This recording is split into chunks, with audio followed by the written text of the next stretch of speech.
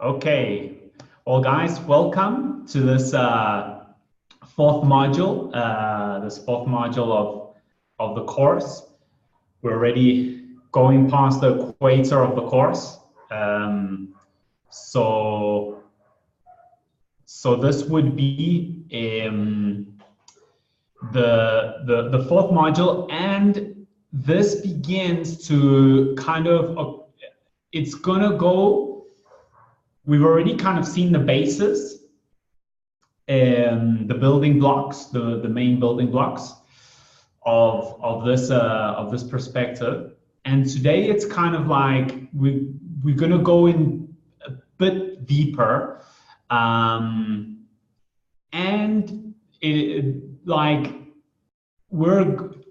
you're going to have to listen to it with all your sensors. But if it's only listening it through the center of your neurological perception, especially I think today, it's going to be hard. It's like you have to listen to it from a wider range of your consciousness. Yeah. This module is called the structure of the unconscious, the structure of the unconscious. So first we'll have to see what we mean when we say unconscious, and what do we mean when we say conscious, and what do we mean when we say consciousness, okay? So these three concepts are important, yeah?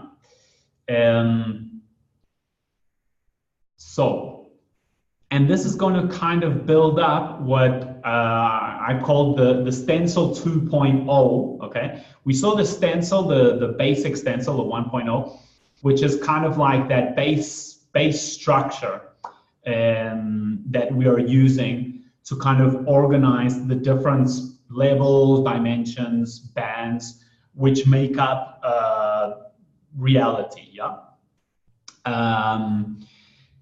And this one is kind of going to take that base structure and just kind of look into it with more pixels, okay, with more details, and to kind of have a broader picture of that same structure of reality.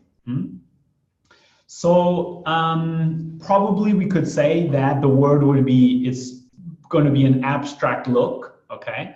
After the biological look that we saw on the last module, this one's going to be very much an abstract look, yeah. So let's do the feedback while I'm kind of explaining the concepts, in order to kind of see if you guys are following, okay? And it is a challenge to explain this because we are going to areas which are beyond words, but we have to use words. Yeah, they are beyond graphs, but we have to use graphs as a tool of communication. Yeah? So let's begin. And we could say that this whiteboard is kind of presenting the clue, or it is presenting the qualities and the characteristics of what we could call source, what we could call that primordial source, that origin, okay? And well, one thing, if you're just looking at the like in the whiteboard, yeah, you just look like into it, you wouldn't be able to see any separation. It's just this white potentiality, yeah? You can only see a separation when you have a dot and another dot, or two things, or a thing at least that is creating a boundary, yeah? I know that, of course, we have this boundary here, yeah? But I'm talking about that, in essence, this kind of, my internet connection is unstable. We'll reboot and be right back. Okay, Harold, excellent. Okay, so are the rest of you guys, is it stable? So just to check that it's not on my side. It's good over there? Okay, excellent, good. Okay, so this kind of initial source, and if we're looking at it has no kind of defined boundaries. It has no defined boundaries, and there is no kind of like thing which is differentiated with another thing. So there's no boundaries, there's no differentiation, there is no unfoldment, there is no separation. Now, you see, this is the paradoxical nature, is that it is not a nothing, a no thing. It's not a thing, yeah, but it is where all the possible things can emerge from, yeah. So it is what we could call a nothing, which is full of potentiality to express things. Just want to see if somebody wrote there. Okay. So this, we could call this like this, so unlimited. It means it has no limit. Yeah, so there's no limitation. And it just has this kind of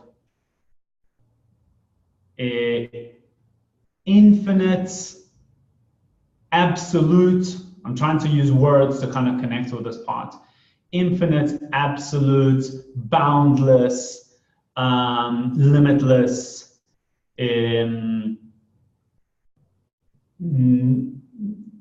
possibilities of things. Okay, now, but this is one curious thing, like this source in its most primal state, let's call it, which has no separation, has no boundaries, absolute. Now, this is the thing. Can it have consciousness in that state? You see, well, now we have to kind of think about consciousness, awareness, okay? What are we talking about when we say consciousness or awareness? Well, consciousness is at least having this subjectivity of being aware, meaning there has to be this element of, when we talk about subjectivity, we're talking about an I, yeah? And the only possible way of there being consciousness is that if there is this initial I, this initial subject. Okay, but in this state, just want to check on something. Harold, there your mic is working now. Sorry, I can you hear me? Yeah. Yeah, I'm on my cell phone now. Oh, excellent. Okay. Well, welcome, Laura. Hi, David. Hi. Thank Hello. you. I got all the theories already. Today there's going to be a bonus track of the module. I'm going to give my ultimate theory of game. What's that? I'm waiting for that part. Get the phone. What do you call it? Marketing. Yeah. The whole kind of like, and if you want to know the secret of happiness, go to the next module. Okay. So I'm continuing. Okay, so this beginning is very important, but it's very hard to express. And I'm not talking, this is a theoretical explanation, but this dimension is not a theoretical dimension, okay? I'm trying to give like a wording to something that is previous to words. So that is the big challenge.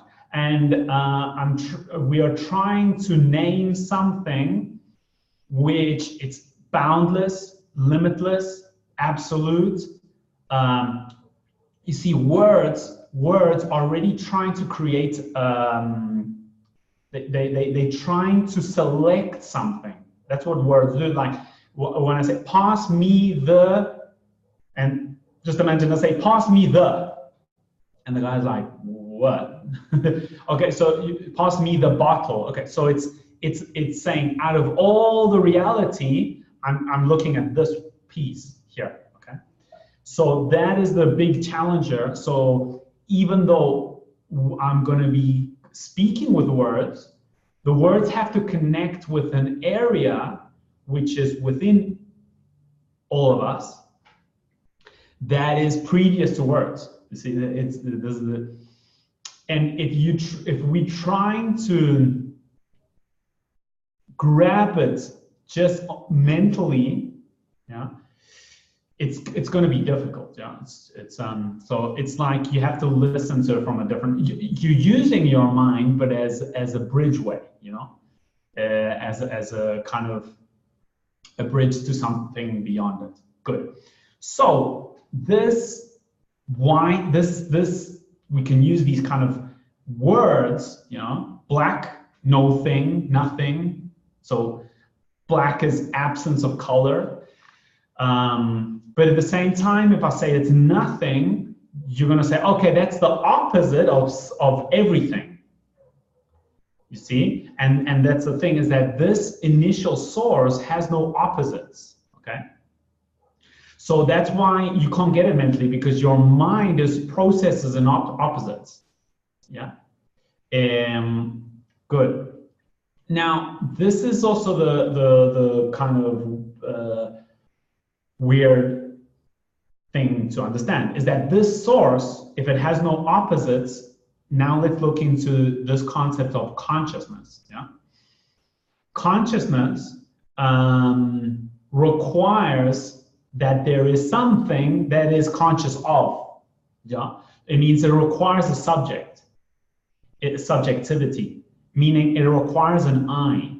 But if you say I, and if something is claiming an I and something has that awareness, there's already a separation. Yeah? So we have this kind of initial source, totally absolute, totally non-divided, non-unfolded, just kind of, yeah. So, but there is, in that first level, there is no consciousness.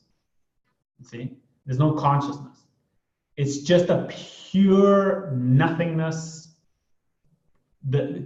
So the best way, probably, now we have to use a neurological tool to mention something that is beyond our neurology, okay? Now, so we have to use something to represent, in the explanation, something to represent. The best thing is to always, you guys, notice that first level, yeah, that first initial source level, we could take it as the whiteboard. Yeah, we take it as a whiteboard. And there,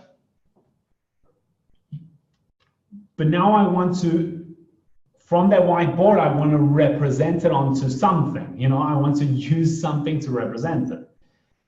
Well, if we're saying that it is non-divided, absolute, the best, possibly the best thing we can use, that us as humans know we could use, as a dot.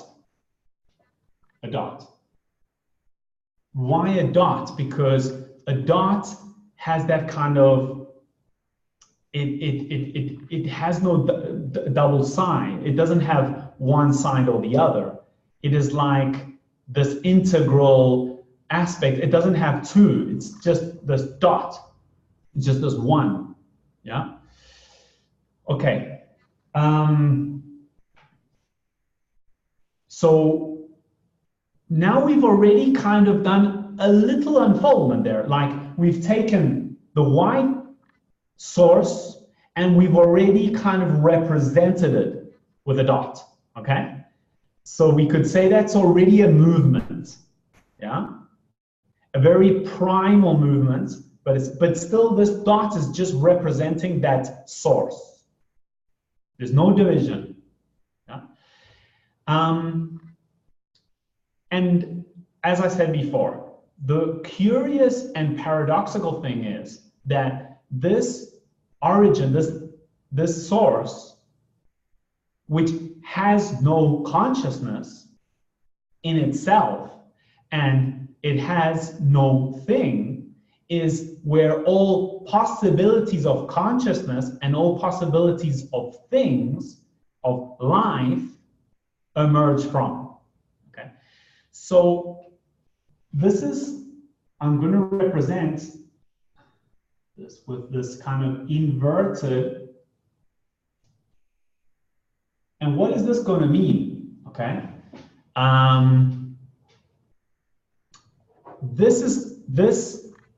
I'll kind of explain it while we go through it, yeah. But what I'm trying to say there is that it is open. It's open to all the possibilities of life, of consciousness, of anything, yeah.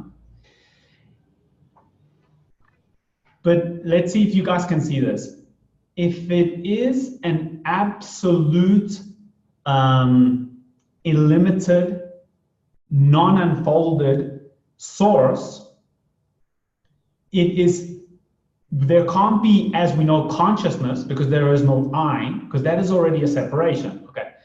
So what it is, it's an infinite, it's an absolute and infinite unconscious. You see that? It's an infinite and absolute unconscious. It's a pure absolute potentiality of consciousness, but it's a huge unconscious. You see that? So this is already kind of like this absolute unconscious is what we are going to call, this is because we are talking about the structure of the unconscious, yeah?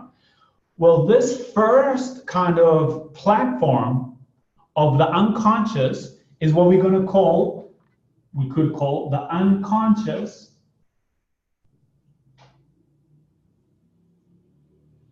of emptiness, nothingness,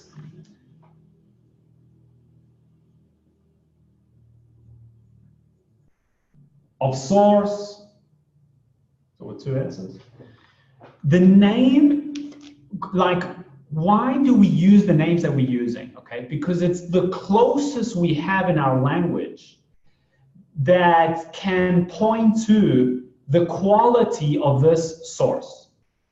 So, you know, we could call it source, we could call it nothingness as no thing.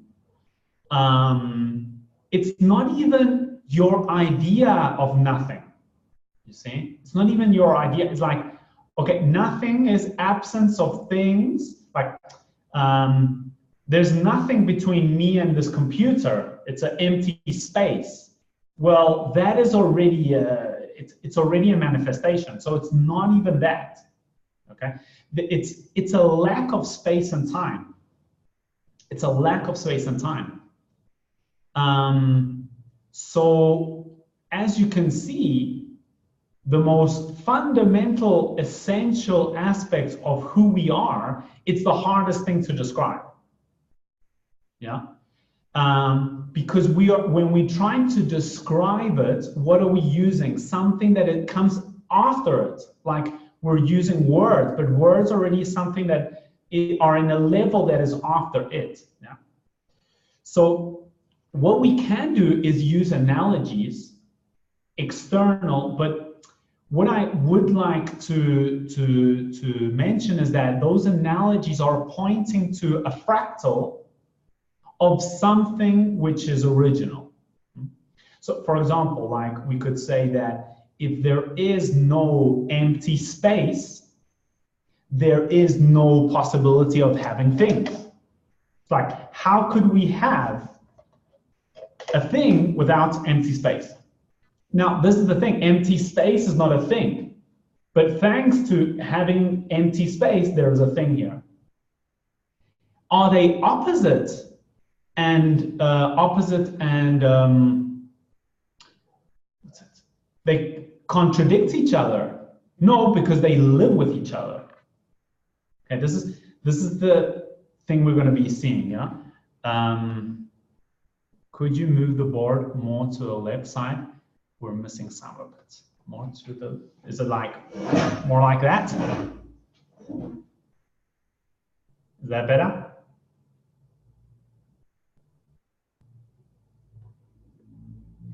Okay. So let me know. Okay, so good. So this boundless, limitless source, which is infinite, unconscious, and we're going to call it the unconscious of nothing, but it's the source of consciousness. Okay. Because this is also the thing that's kind of a paradox. This point here is a great paradox. Yeah. Okay, but here, what do we have? Okay, we have no separation. So we have, if there's any two main separation, here it's integrated. Here it's like there is none of that separation. So what do we have here? Now we're gonna talk about two things, two principles which make up this nothing. Okay.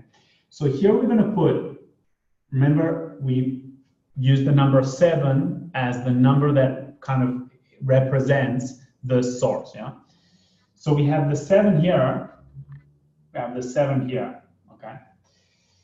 And these two 7s, when we're talking about this point, they are completely, there is no separation. Yeah, good. But now, okay, now,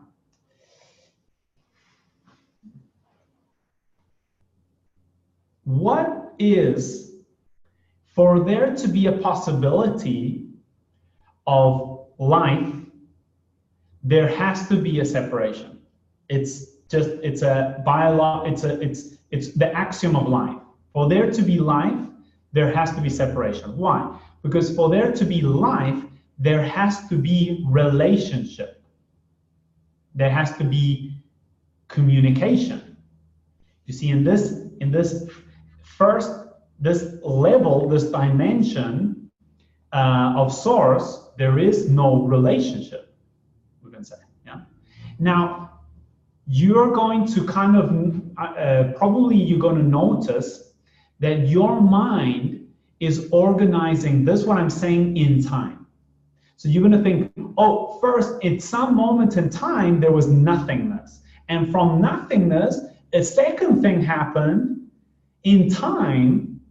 So you're gonna beginning to translate it as if it was a sequence in time. And I'm not talking about a sequence in time. I'm talking about levels and dimensions within time. Okay? We'll get to that. We'll get to that soon. But it's not like, okay, first there was nothing and then so like if there was a story, you know? No, this is levels of reality. Reality is eternal.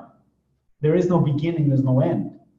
Okay? I'm talking about levels of it. How to say this? Yeah. It's like if you take the white color, okay? Dimensions, levels, like dimensions of not the fantasy spiritual dimension stuff. Yeah, okay. I'm not talking about this kind of like, you know, energetic dimension stuff. I'm not talking about that. Well, it's not fantasy, but it does take us to a lot of weird stuff like this, seeing the invisible, like the ghosts and the energy patterns and all that. I'm talking about a logical structure which is in everything simultaneously. Yeah. Okay, so it's a logical pattern. It's not an energetic pattern. See, we're going into very refined stuff. Yeah. So, but just let me continue the explanation, and it'll become a bit more clear, I guess. Yeah. A bit more clear. So it's like you take light and you refract the light, yeah? And you have all the colors, okay? Now, did the colors come after, like after the light? Or they are something that coexist with light? So light is this absolute dimension from where the emergence of all these colors come from. But when we see the colors in the refraction, the colors come after the light? Like no, they coexist. So everything I'm going to be talking about coexists. So it's not, could you say vibrational frequencies? You see the thing with vibration, okay? It is talking about an energetic movement, which that is an expression of this, but I'm talking about a logical structure. Not an energetic expression. Like the energy expresses out of this logical structure. Let's see if I can find better analogies to explain this, but it's like, remember when I explained the negative and the positive? So when it's like based on where the programmer is coding the program, yeah, and there you don't see the movements of the program occurring, like this beginning, this middle, this end, yeah. He's just coding it in the abstract, and then when you use the program, you do see this kind of, it begins here, continues here. You see, and there you can talk about some sort of vibration occurring and movements occurring there. Yeah? Okay, so breathe in. Source. This first point, the source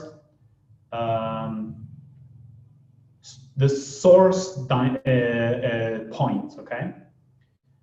Absolute non-separation, absolute non-unfolding, etc. So it's just this huge, and you see, we are connected to that huge, infinite unconscious, which when you say it's infinite unconscious, it is an infinite potential for consciousness. And something recognizes that inside, that something recognizes that there is this limited source which we are all connected with. It's something has this trace of this dimension within us, yeah, which some people have the trace a bit more intensified and some a bit more kind of diminished, but there is, and some just can't smell it at all. But it is there, yeah. Now, what I want to move on to is, okay, so we have this beautiful, pure, absolute source of possibilities of consciousness, but in this dimension, it's just a pure unconsciousness. So for there to be consciousness, there has to be a subject, and for there to be a subject, there has to be an I. Okay, Now let's look at the English I, okay, with the dots and the line, okay? This is giving us a great clue in the graph of it. And in the Spanish also, but let's look at the English. We have this dot at the top, which is non-unfolded, absolute, integral. A dot is integral. But then it has this line. And what is a line? Many dots together. It means the line is the dots unfolded themselves. And what do we have there? An I. You see, the I graph is giving us this clue. It's like when I say I, that I is the unfoldment of something which is non-unfolded. Okay? So what I'm saying is that for there to be an I, there has to be a separation. The separation of self-recognition of an I, you see?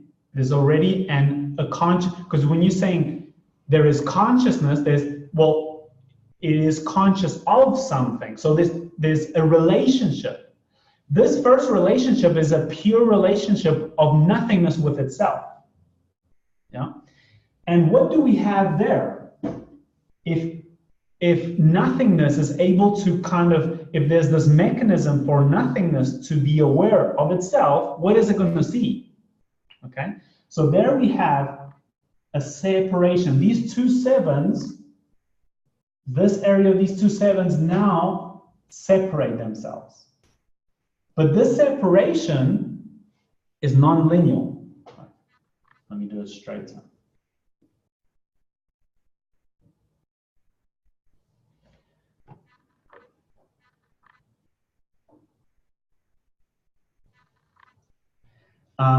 So we have now, and now we could say nothingness,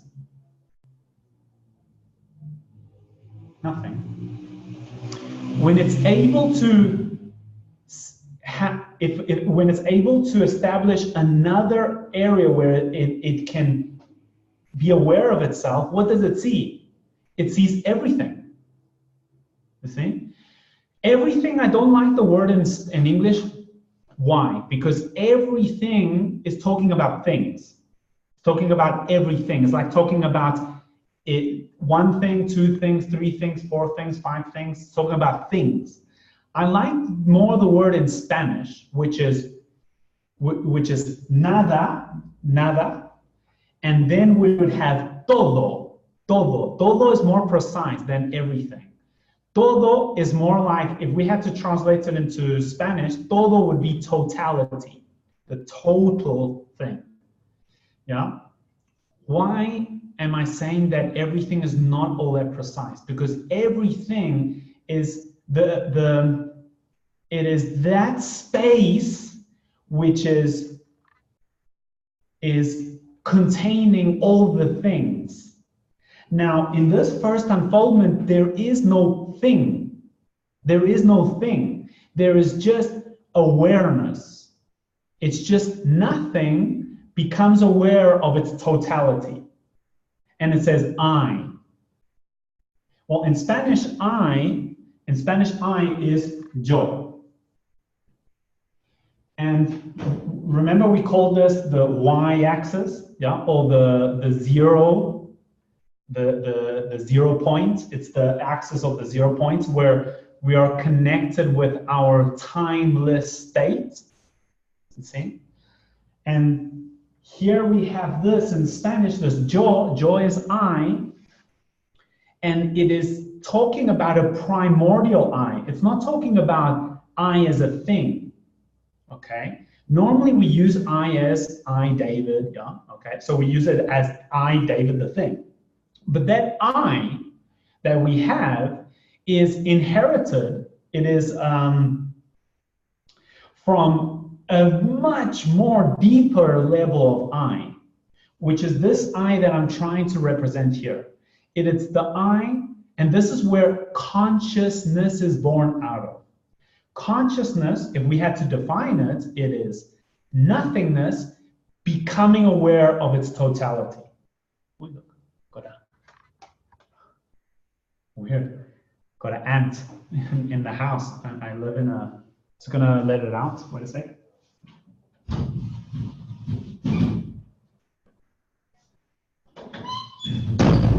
I live in a building. Okay. Probably your minds already kind of splattered the brains on the wall. Yeah. Well, that's good because this is something that you have to. It's not about understanding. Okay, we can understand the explanation, but what the explanation is trying to do is to like activate that inner state within you. You know, it's like when I say sadness. I say the word sadness. I use a word, but the word what it can do. It is connecting a recognition with something that's in you, which is the emotion sadness or happiness or whatever. Yeah. Well, this is the same. I'm trying. It's using an explanation to detonate, to kind of activate areas that are very deep within us. Yeah. And trying to do this path back to the structure, the original structure of who we are, without mythology, without symbolisms, just kind of using logical tools to guide that path. Okay. So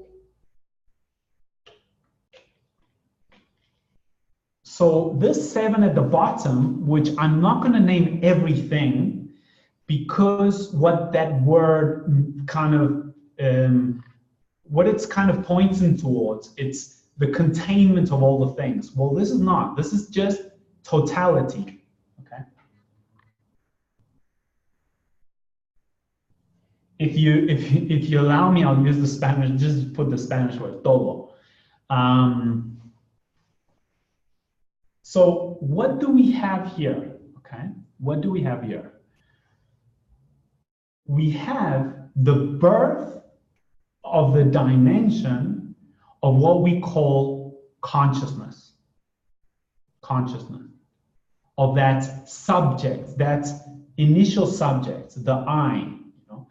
And probably that's why, you know, a lot of the kind of religions, blah, blah, blah, there was this thing with the I and the I am and, you know, the whole shebang.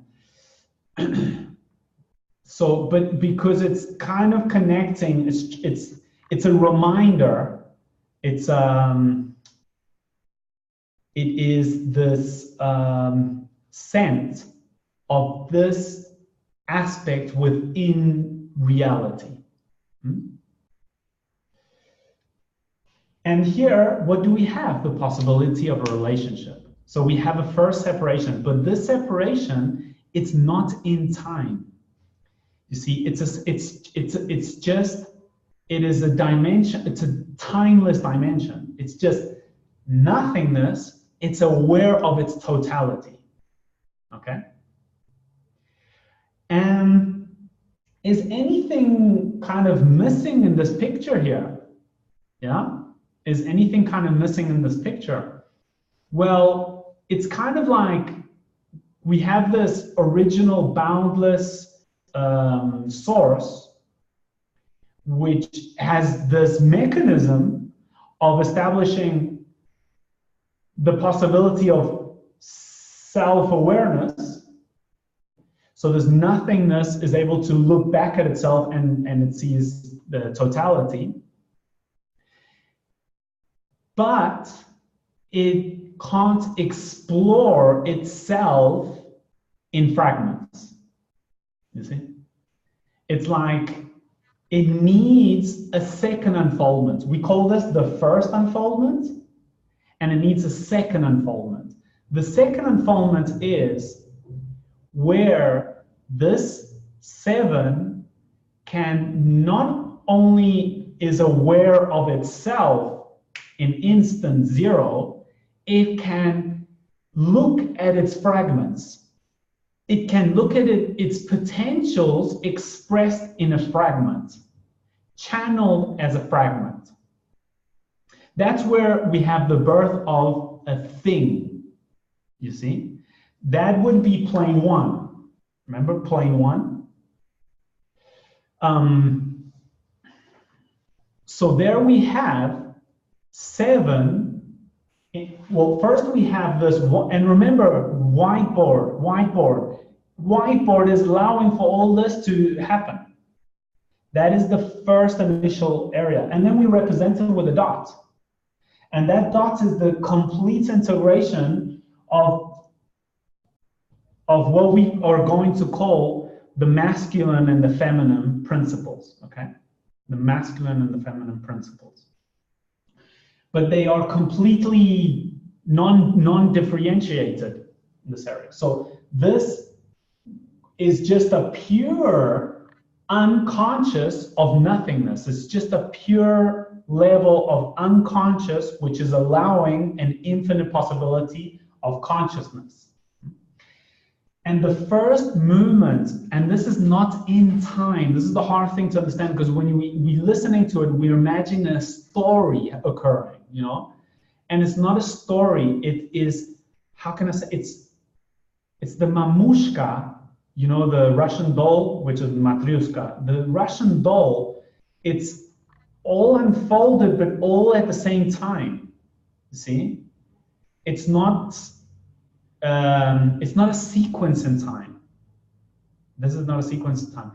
When we are talking about a thing, and that thing is, and not the nothing, which is aware, has this awareness of its totality, wants to explore one of its things. Well, that thing is going to have, that's the birth of time. Okay. So the first unfoldment of this primordial unfolded source, yeah, is the I, is consciousness. Its main technology, its essential technology, the essential technology of nothingness, its first fabrication, its first work of art, was to invent itself a possibility of self. You see, because if there is no I, there's what can you do if there is no I? If there's no consciousness of the world, what is the world? It's like, for it to kind of there has to be a consciousness of it, you see? Because what is the world without the consciousness of it?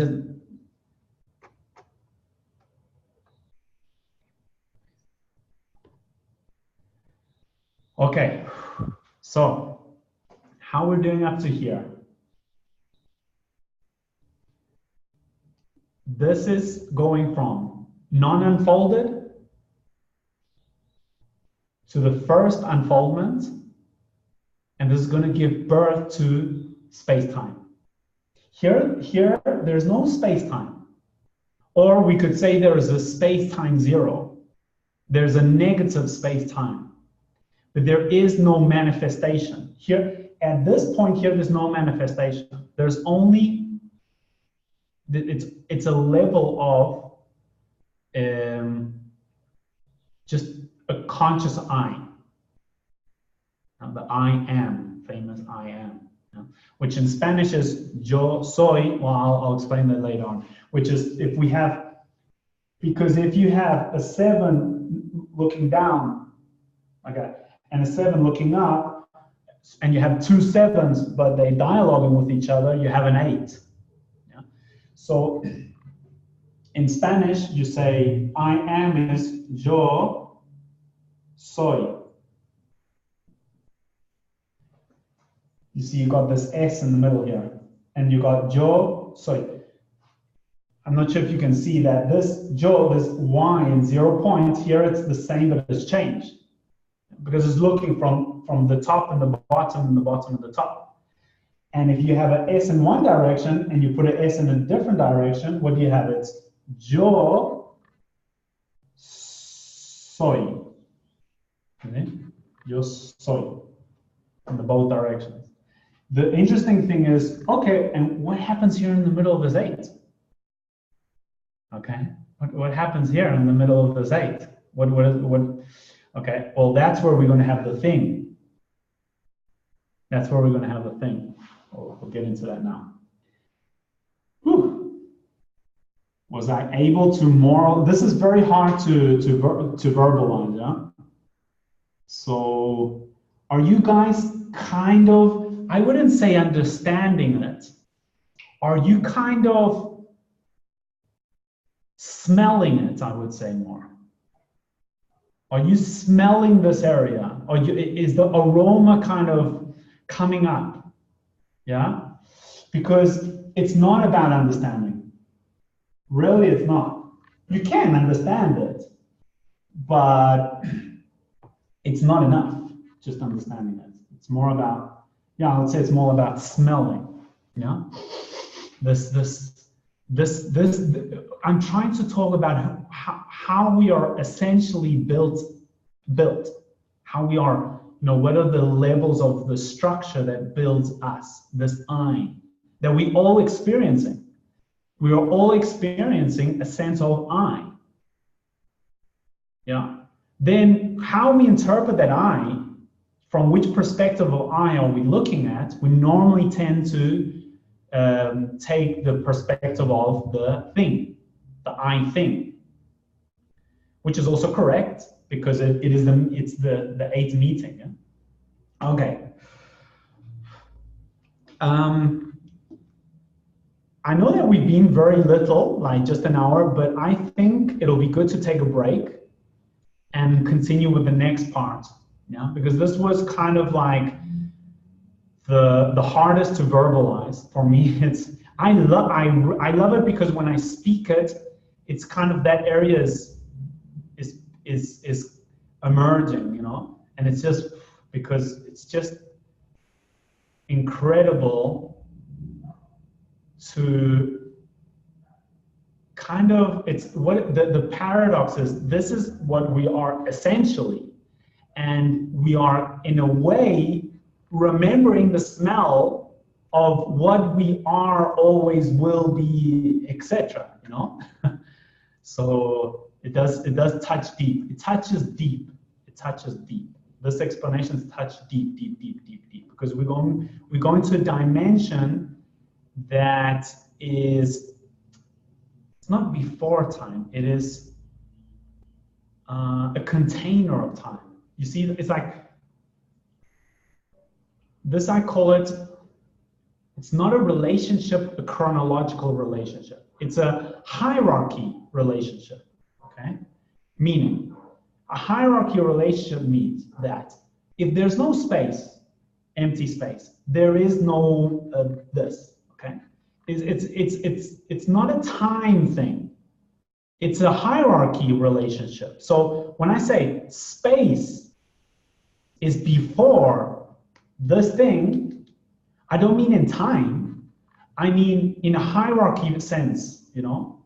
It's like you wouldn't, like if there's no board, there's no picture. If there's no board, there's no picture. It's just a hierarchy relationship. Yeah. You guys see? So I'm trying to explain from the source, the hierarchy relationships which make up reality. Okay. So we're looking at you see, if we're talking about vibration, we're already vibration, we're already in time, we're already in space-time. And I'm trying to mention like a structure hierarchy, like without walls, and without a floor, without wall, I can't build the roof without the walls and the floor. You see, it's like it's just it's a hierarchy relationship. Yeah. So they can't be an I if there's no unfoldment. But the unfoldment emerges from a level that is not unfolded.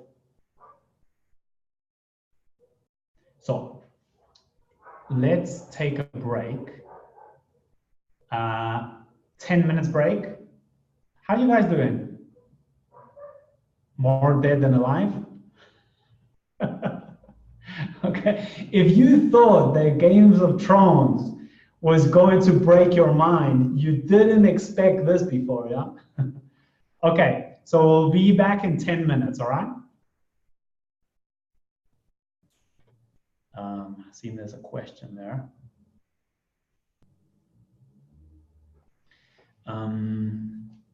David, has this the unfolding of consciousness from nothingness been completed, or does it continue indefinitely? Is the process determined, mechanistic, or reductionist? If so, at what point did free will enter the picture? Okay, let's probably, when I continue explaining, I'll go back to that question, okay? But it's one of those, what came before the chicken or the egg? And I say both at the same time, the paradox, yeah? So, okay, now, what is important to see when we begin to have this unfoldment, okay? The most pure unfoldments that we can consider is this kind of nothing and totality, todo, okay? And this awareness of it, yeah? So there's already a relationship, but it's a relationship with itself, you see? So there is one eye, not two eyes, okay? That when there's two eyes, means two different things, and each with a sense of I, there we have a different unfoldment. Yeah? But okay, one way of representing this kind of first division, division is like if there's a male and female division. Okay, when we have this V at the top here, it's like, what do you call it when there's no differentiation of sex, like a hermaphrodite, or well, it's like there is no male female. But now when we have this unfoldment here, now we are going to have two positions which we could say these two positions have a different quality. Yeah. So, well, the first thing when we see this differentiation between male and female, in its most pure sense, in its most kind of essential difference, we could say that the male, well, if I had to ask you guys, what do you consider as a characteristic which defines their different quality of the male and the female? Yeah? What would that be? What kind of defines the essence of the male principle and defines the essence of the female principle? What would you guys say? By the way, just wanted to see it. Inward, outward.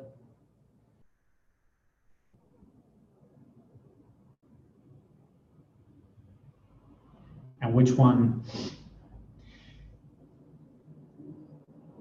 is the more in and which is the more inward, the female, and outward, the male? Yeah? Okay. Anybody else?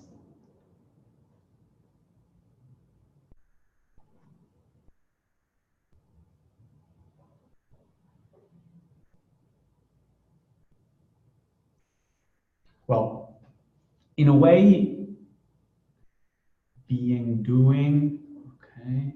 Yeah.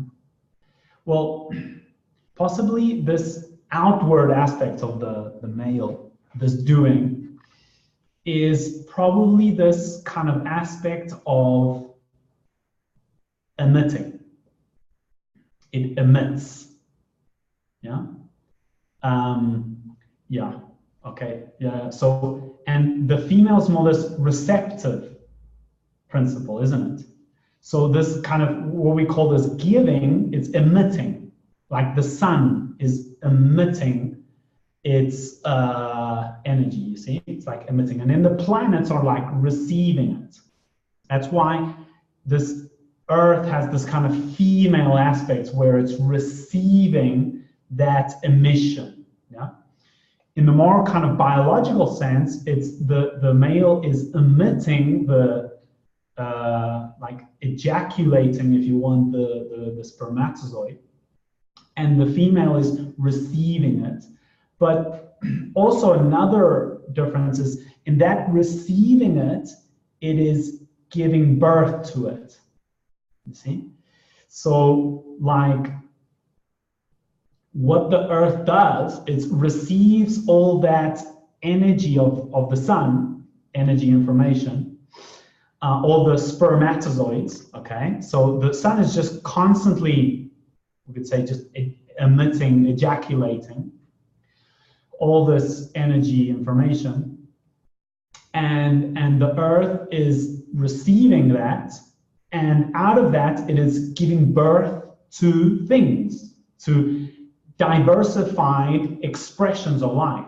Okay, so I'm just gonna, I've got a bit cold. I'm just gonna get myself a jacket. Just wait a second.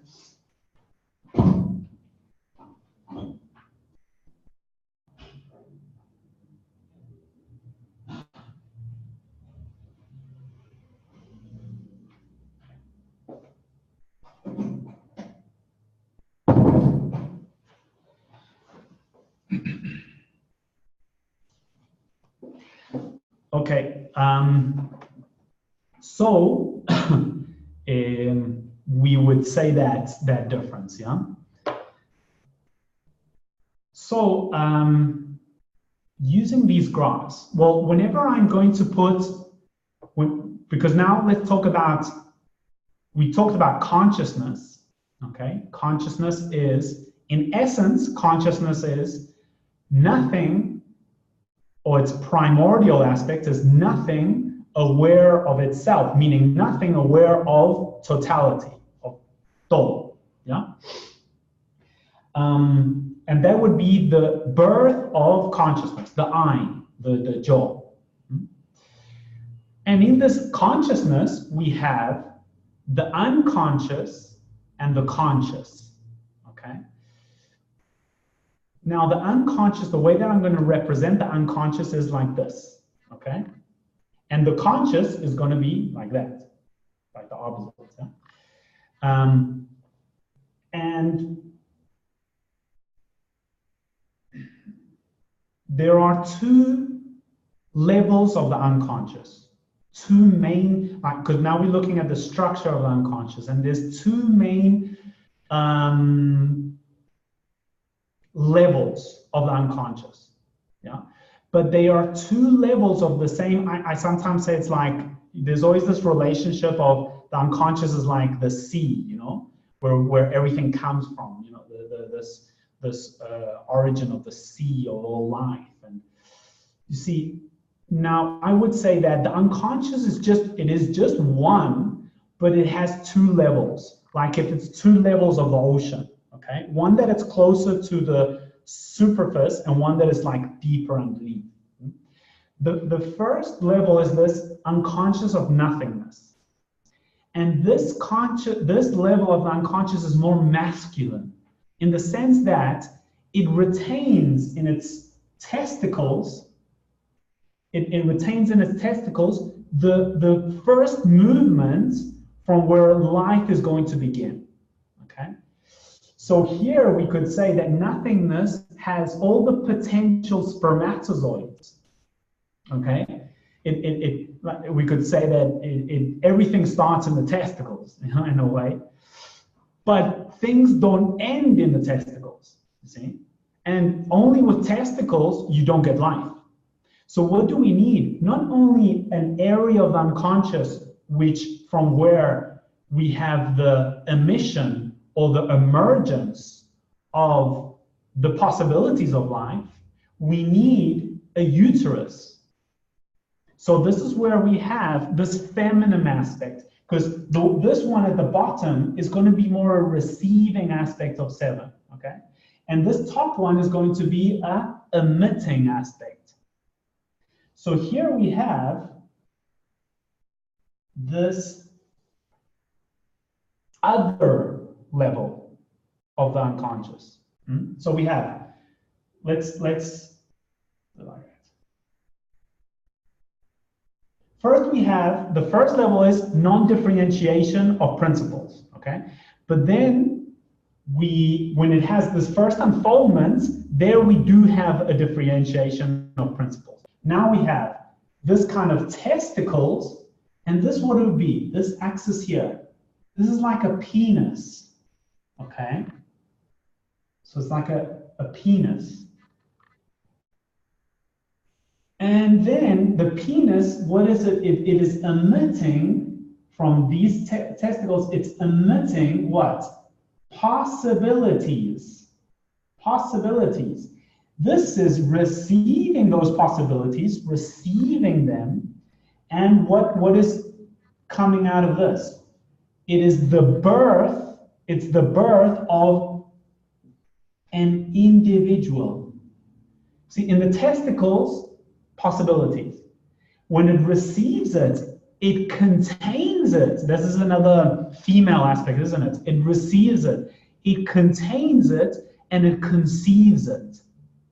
The male is more initiating it. It's more activating it. It's more giving. It's more, you see, the sun gives us the potential of life, but it doesn't give birth to it. It needs the earth and the other planets for that to happen, you see? Okay, what I'm saying, what I'm trying to tell you is that this comes from what we're going to call a logical structure, like a fractal structure. Here I'm going to explain it purely abstract, and then we can see many analogies expressed in life of this, yeah? But now look, one. Now one is an interesting thing, because it's an interesting thing, because now one is a thing, it's an individual. You see, it's an individuality. Now you see what's happened there is that this consciousness, which was non-individual, it is without a division, meaning that it's nothing aware of its totality, but now with one, it's channeled into one expression, which is different to another expression. So now we have the possibility of an individual I. And this is the I that we are very used to using. We're like, I am David. I'm talking from one there. I am David. Oh, I am Jeff. I am Molly. I am Susan. Oh, okay. So what is that? That is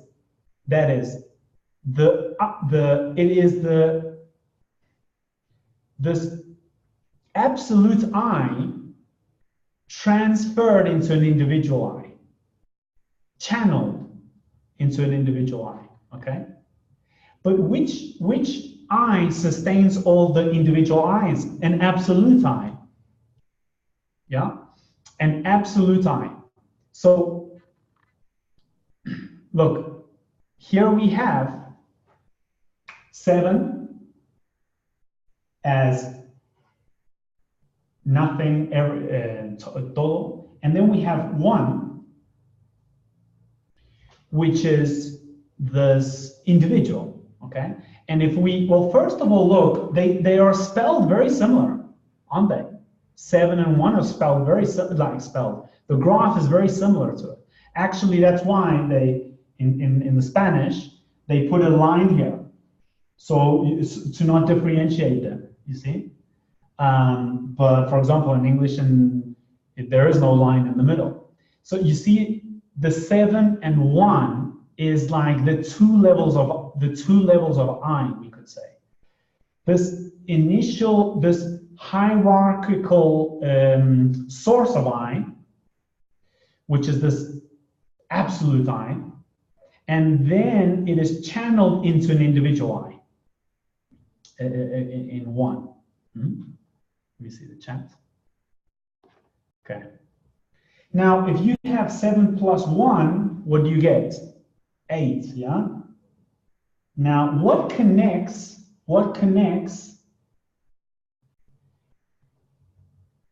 this totality with this individuality? Okay, this absolute with this particular aspect.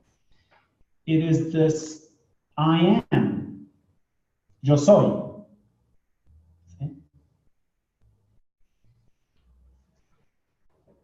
And this is a different 8. This is a more, I would say, more fundamental 8 than the 147.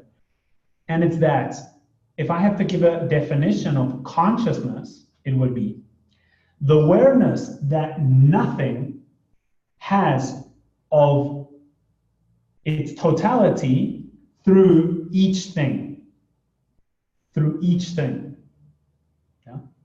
So each thing is expressing an angle of vision of this non-limited consciousness. So what is an individual? What is an individual? It is a portal for nothingness to look at itself through a thing. And when you have all the ones together, all the individuals together, there we have everything. Okay, there, like if you have to say, because this is the birth of space-time. Okay, so nothing is aware of its totality, and once it has an awareness, a subjectivity, an I, then it can channel that I into a thing. A thing is already a separation. And it's already space. A thing is already space. And that thing, if it has a separation in space, it can also have a separation in the sequence of events. Because what is time? The relationship between two things. Now, like, how do we calculate time? How do we know that time is occurring? Because we relate the sun with the earth and the way that the earth rotates and it's night and it's day. So when we are able to see the relationship between two things, we can say there is time. If there's no two things, you can't, how can you tell time? Time, you can just, it's a differentiation of two things. You see, and this is where the timeless gives birth to time. But now look at that. The informational aspect is already ejaculated non-linearly in the timeless. Yeah, that's where I always say this. The negative is the one that builds the positive. And the negative is non-linear. It's non-linear. This is linear. There, now we do have the birth of what? Of the past, the present, and the future. We could also see this like the legs open and the baby coming out. You see? And the baby comes out in the present, but then it opens that in time. You see? So the origin of anything is never in the past. The origin of the origin of whatever, it's always in the present. Okay? And look where each of our individuality is connected to these absolute.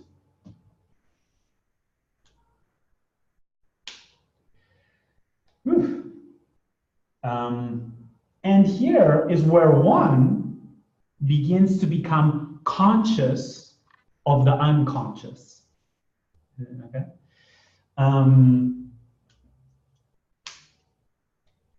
Well, so good so far. Excellent. So that is why when you look when you kind of pay attention, what is the source of your consciousness within, you're gonna reach something, that you're gonna reach a level in you that is not, it's not a thing. So that's why individual, within the division, in also means, it also means no, like, it's like, what word? Because in Spanish is like inconsciente, but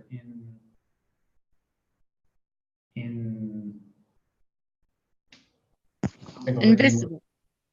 A what? Invisible? Invisible. For example, invisible. So it's not visible. Yeah. So individual. So in the division, there is something that has no division. You see? So when the individual looks within and it's registering its source of consciousness, it's going to find something which is non-divisible. So, good. So this relationship in the non-lineal begins to have a relationship in time, in the lineal. The birth of dynamic space-time. This would be space-time 0, and then it gives birth to this movement in time, okay?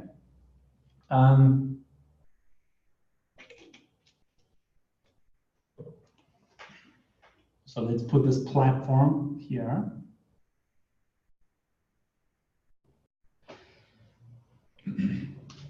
And now, another thing I would like, so what is this other unconscious here, which is receiving this informational aspect, this 9, this purpose, yeah, or 6, potential, okay?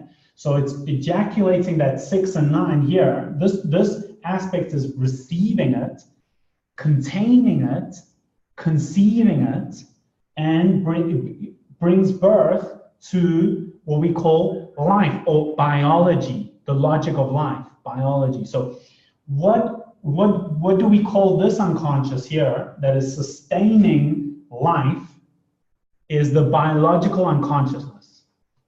Okay, that's the two words, biological unconsciousness.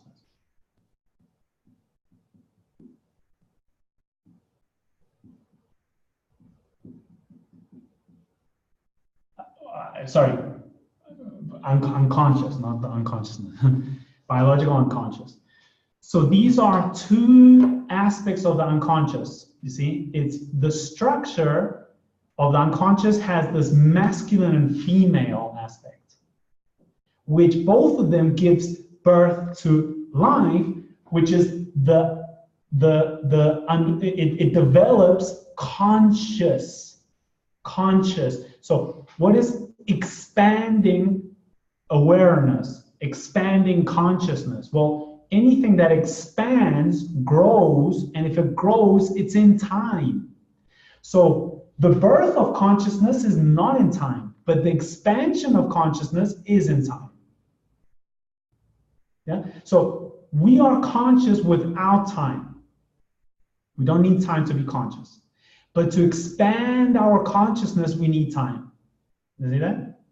So what is the expansion of consciousness? It is nothingness becoming aware of its totality through the sequence of space-time. You see, space-time, past and future. Space-time is the relationship of the past and the future. So what happens is that the past is infinitely long. It's eternal. And the future also. Meaning we can expand time infinitely. But the awareness of that expansion, so how is it like, what is my state of consciousness? Like, what is the level of its expansion? And the answer would be, how much purpose can you see in life? How much purpose can you see in life? It's another way of saying how much future can you see in the past? All this through the present, yeah? Okay. So what differences or what qualities make the unconscious of nothingness different to the biological unconsciousness, and understand that they are two levels of the same ocean. It's not two oceans, it's two levels of the same ocean. Yeah, the unconscious is one ocean, but then it has like these two levels. One aspect which has the quality of the unconscious of nothingness is that it has no restriction. Okay, no restriction. So it's not restricted. This one here is not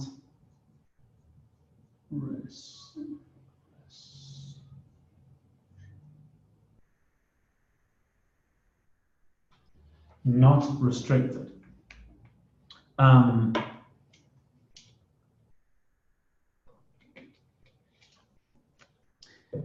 Now, the biological unconscious is restricted.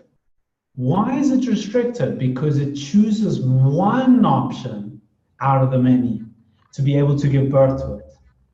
You see? So now this one is restricted.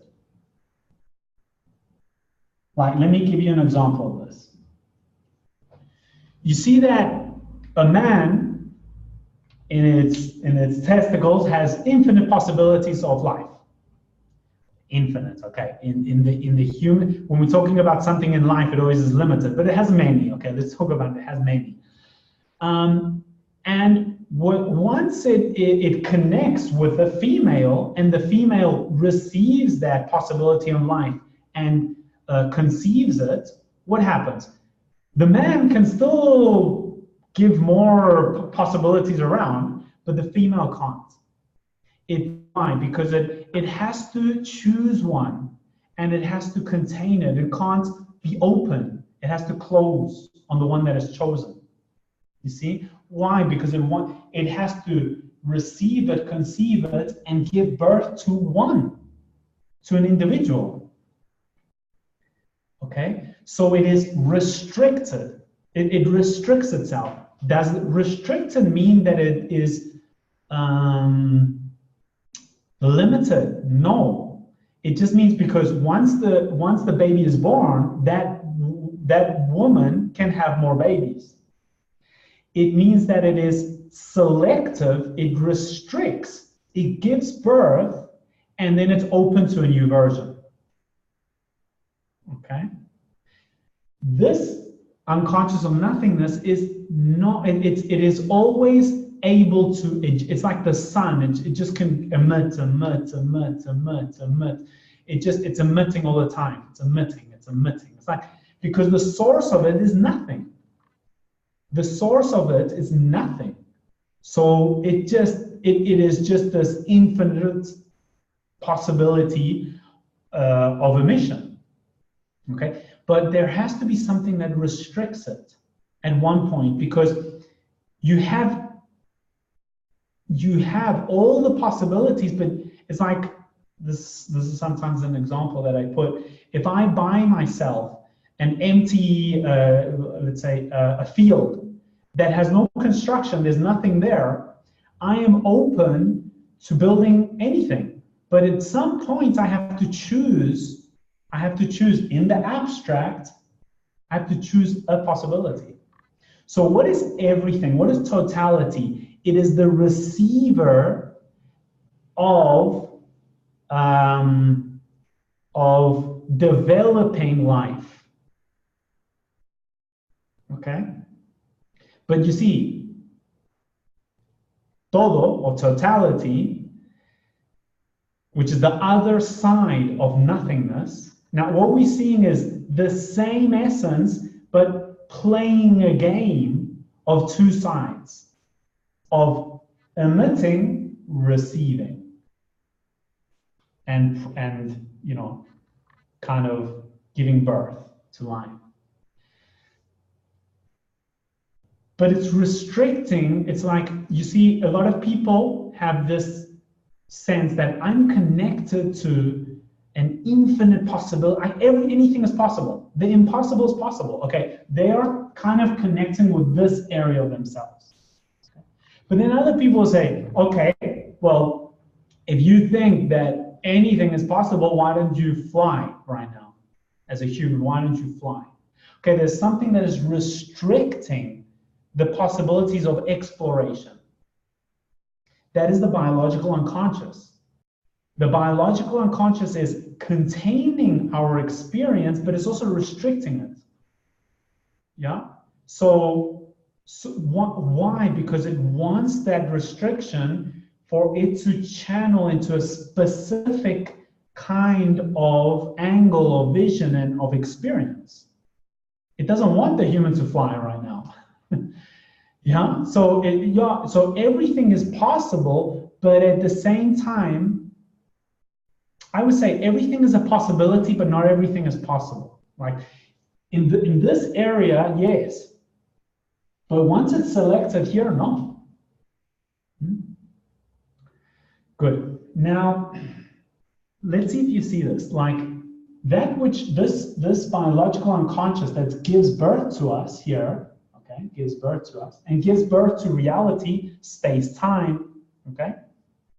The manifested projection, yeah, the manifested, that's plane one. It's like the manifested projection, the reality. I'm not sure if you can see this. Is the biological unconscious only sustaining and containing our past? No, it's also containing and sustaining our future. And this is where a lot of people tend to say the biological unconscious as if it was only that memory sustaining us from the past. But the biological unconsciousness is sustaining the past and the future. And the present, what is the present? The present is the communicator between all levels of dimension and all time. Just imagine because what would be 1.0, yeah? This is 1.0. 1.0. It is an individual with this 0 point connection in all the dimensions. So just kind of sense this, what I'm going to say, that within you, within your 1.0, within your individuality and that 0 which is connecting you, you're connected to all the dimensions that go from nothing to totality, to everything, to todo. You're connected with all of that range of dimensions, and you're connected to the maximum past and the maximum future, but expressed through one channel. Okay, but you're connected to all that. Just imagine, just thinking I'm David, you know. So we are multi-dimensional, and also multi-timal. We are intertemporal.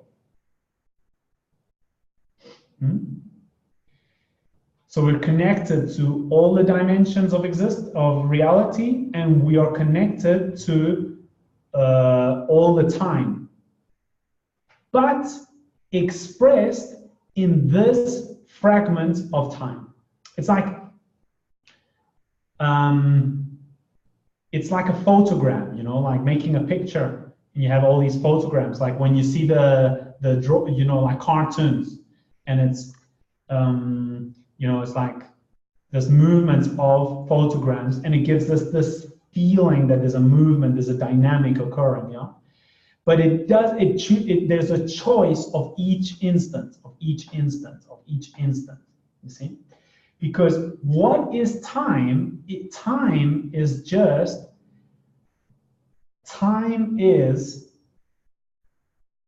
the manifestation of each photogram.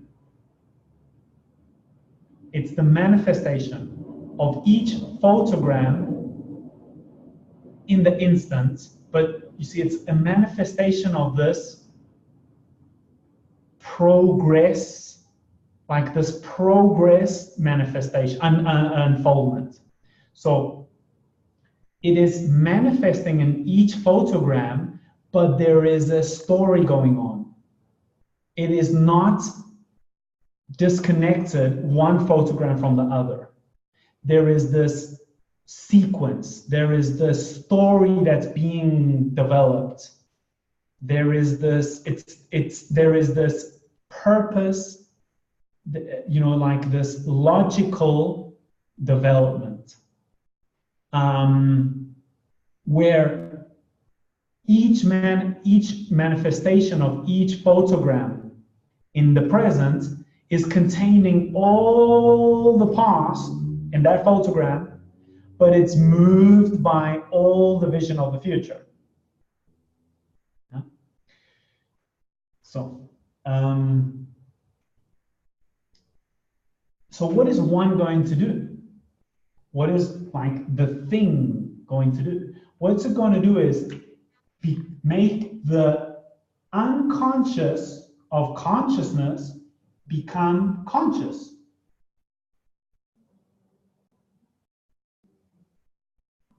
This, we call this the cone of consciousness, the cone of the conscious aspect, because conscious is not only, you see, this is the, not only am I conscious, I am conscious of something. I'm aware of it. Let's see if I can explain it better.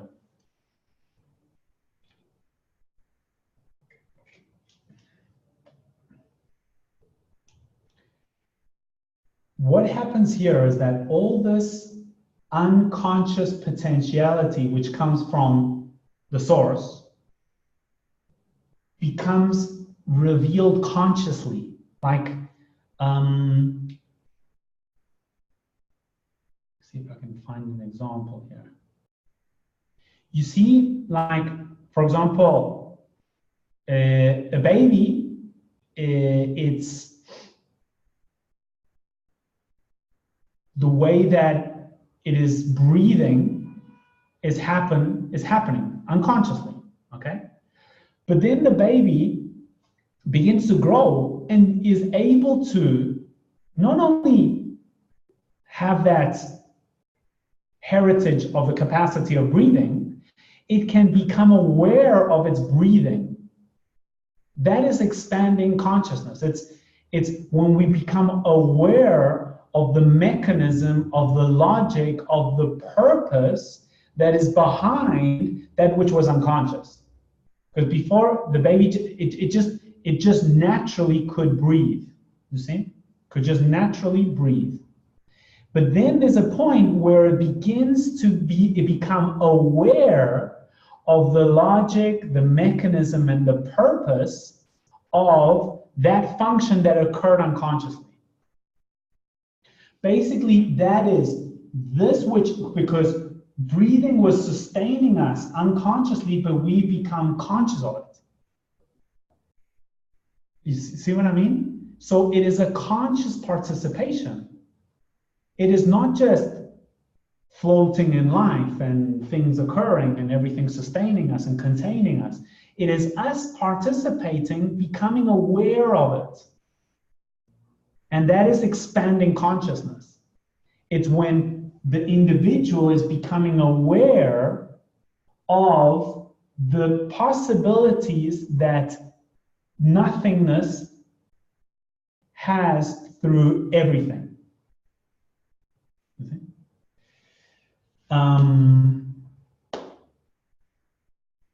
So what do we have here now? And now this is going to become important, this point here. Now what do we have? We could have, like, we can see these 4 quadrants. Okay, the way that I'm going to explain it for those is not exactly how Alejandra explains it.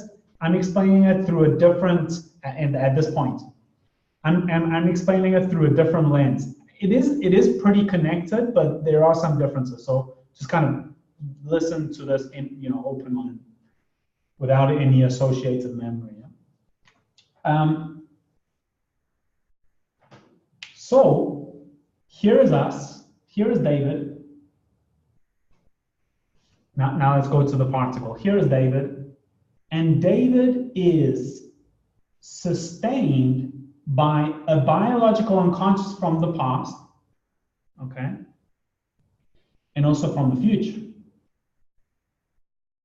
But that unconscious, this is an axiom of life. Axiom of life. It's the destiny of the unconscious, its destiny, its movement is to become conscious.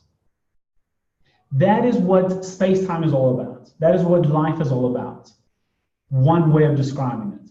We are here to make visible the invisible. We are here to be portals of allowing to become conscious of the unconscious. So it's not only about having a good time and enjoying an ice cream in a good sunny day. Okay, that is experience. But what is the purpose of experience? Why do we have experiences? Because experiences are the mechanism of space-time for nothingness to become aware of itself and to expand the awareness of itself through each of its channels, through each of its portals. Yeah.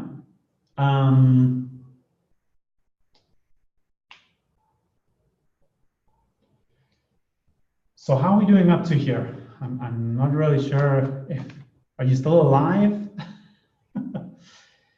Hello, Willis. Welcome. Hello. Obviously, this is definitely connecting with. Look, Harold has unfolded itself. He's got these two angles of vision.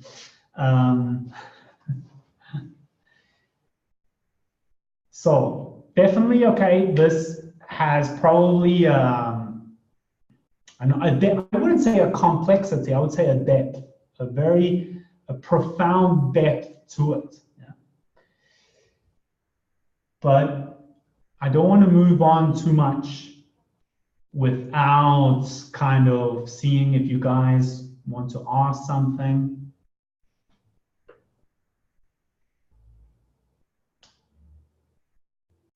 Okay, should we go on another 10-minute break? 10-minute break, breathe in, and we'll continue with this.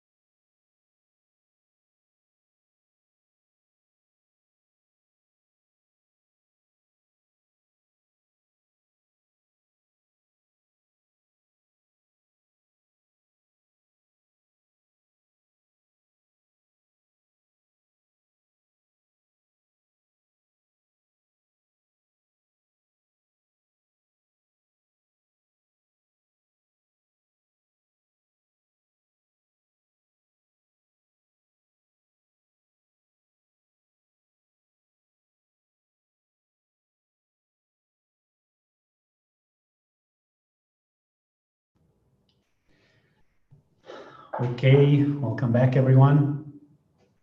Oh yeah, didn't stop the recording. Well, everyone back.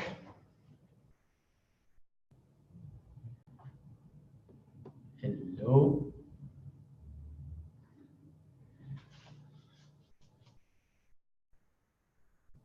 Okay. So I'm not sure if you guys have any questions before continuing the next part.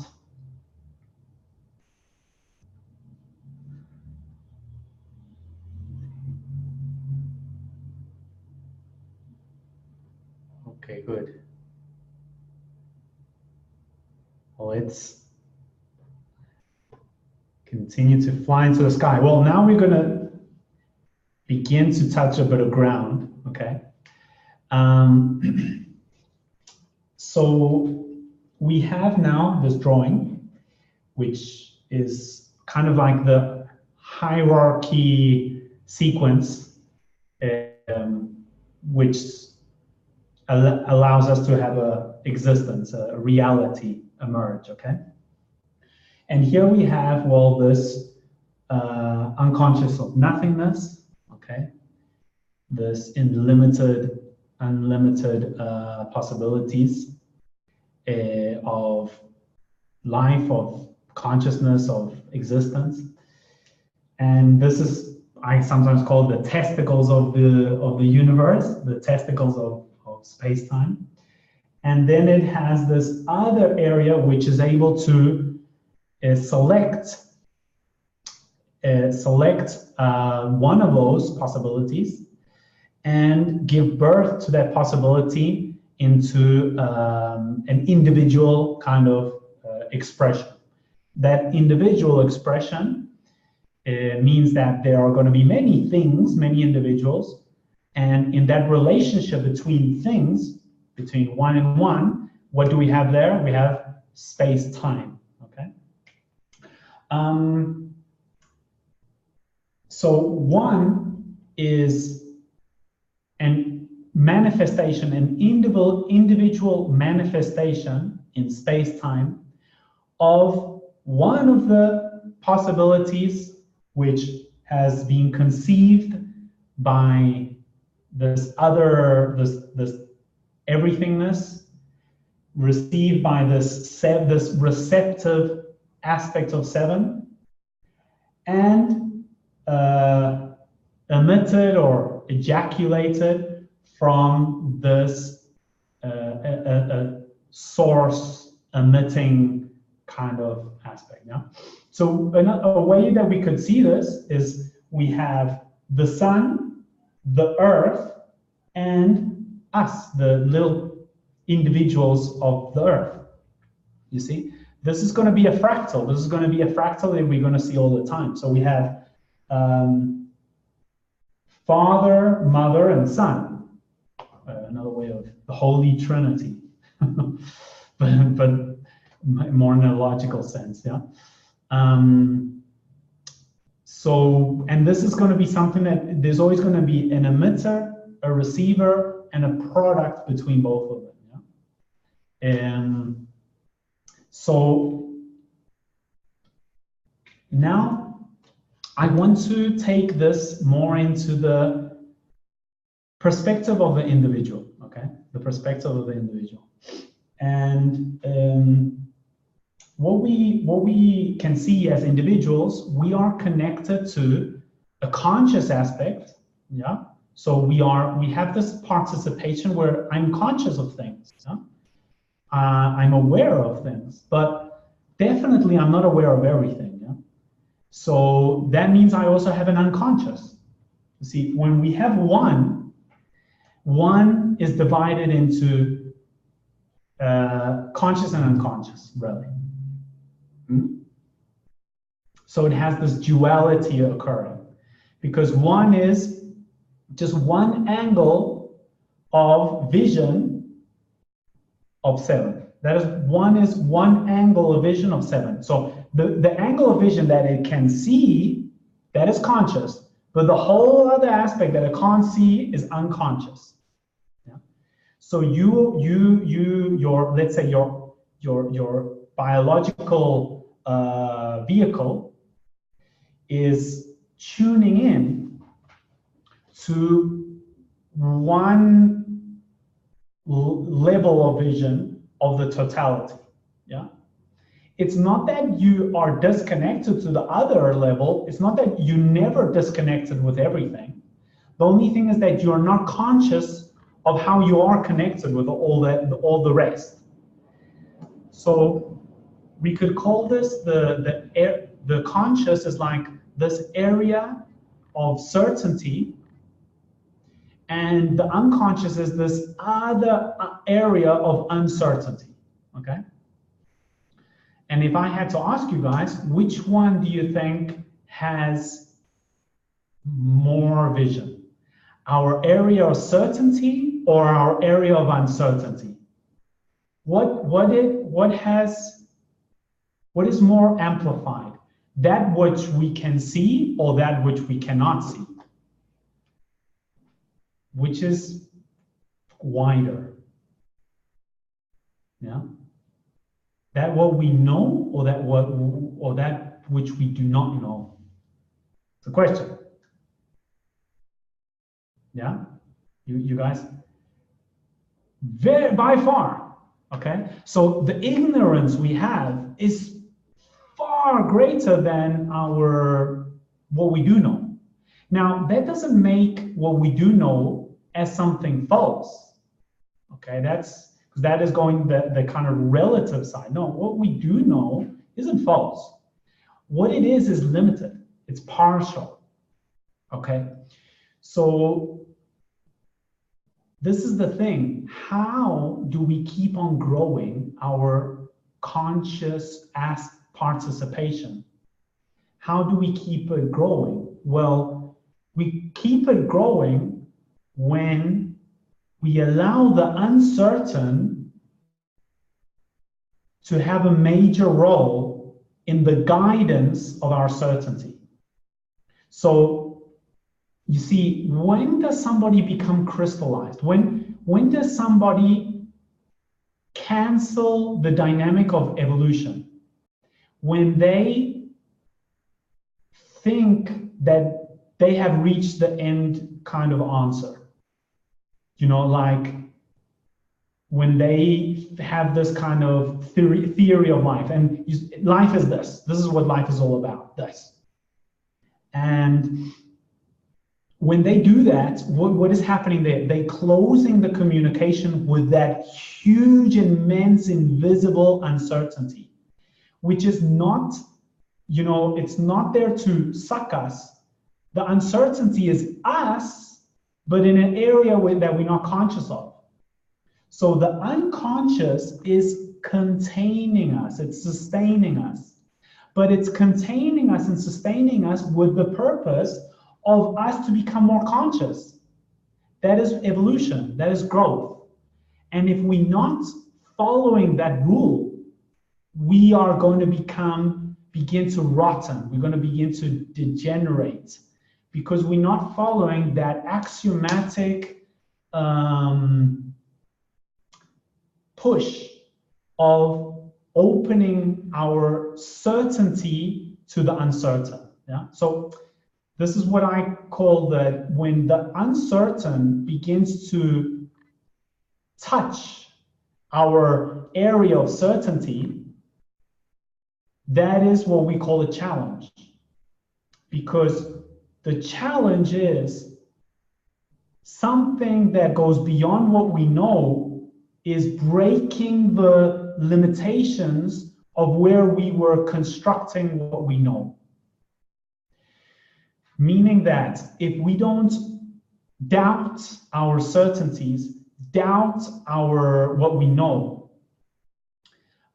if we don't have that availability, then it is very difficult for us to keep a movement of growth. So that is the whole thing of the humble of the ignorant is actually the virtue of the of the wisdom.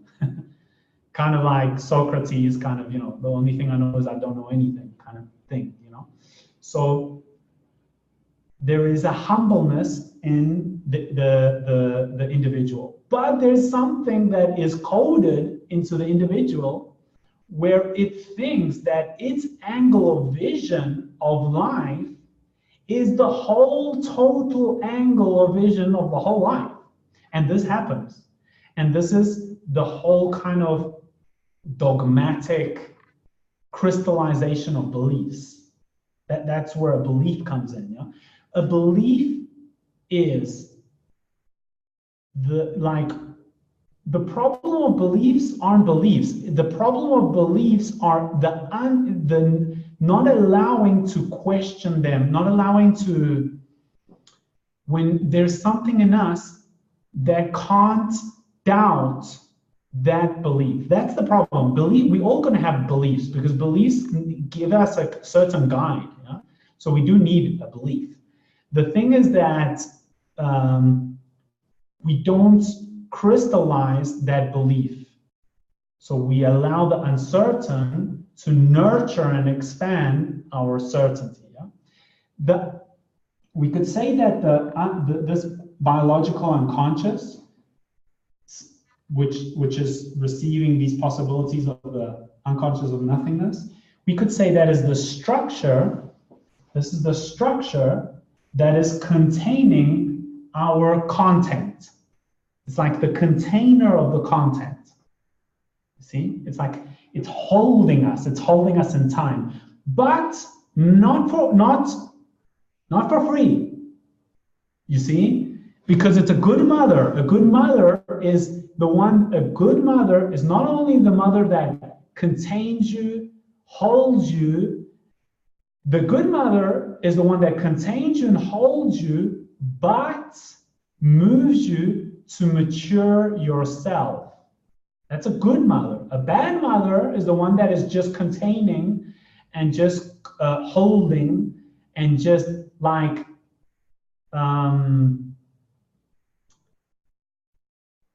we have, Alejandra kind of uses this word. It says life is not a gift, it's a credit. It means that something is sustaining us with a credit. It's giving us a credit. And it's saying, what can you do with this credit? So if you think it's a gift, what does that mean? Okay, thanks, give me more gifts. So we begin to tell life, give me. But that which is sustaining life is saying, yo, but what are you giving me? You're born to expand the awareness of life. You're not born this is not a gift. This is not a gift. This is a credit. Yeah? Because a gift is for free, but you have the individual has a participation, is participating. Because we as contents are the ones that can expand awareness of the absolute. Us as particles are the ones that expand the awareness, because we are elaborating in time, the consciousness of totality. So if life were a gift, what happens to a child which thinks that all the toys are gifts? When they think that the mother and the father should give them as a gift, it becomes spoiled. And it doesn't, this is the most important, and it doesn't appreciate what it has. Why? Because it's not conscious of how we are able to get that. It just says, give me. Life's a gift, so give me. We become like a spoiled brat, so life is not a gift, it's a credit. It's an agreement. It's like, I would say it's not a credit, I would say it's an investment. It's invest. Why? What do you invest in? You invest in something that you think is going to bring you value. Yeah. If not, you don't invest in it. So this is the thing, 7 invests in 1 because 1 is going to give value to the consciousness of 7.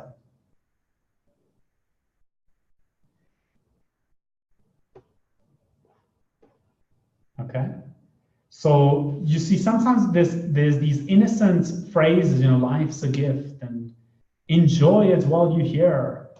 And life is enjoyment is there because enjoyment is a mechanism of you becoming aware of something. Yeah, it's not just for you to enjoy, like if we're on the earth here to party. We aren't here on the earth because we are a mechanism of expanding and evolving its consciousness. See? Okay, so, well, said that. This biological unconscious is sustaining us, is sustaining our past and sustaining our future, okay? So, in the past, what is it sustaining? What is the biological unconscious of the past holding? Yeah. Well, it's holding 2 areas within it, okay, within this past. One is, okay, so this is the past unconscious. This is the future unconscious. You see that? This past unconscious has mainly has 2 legs, which 2 levels, we could say. One is what I call the automatic.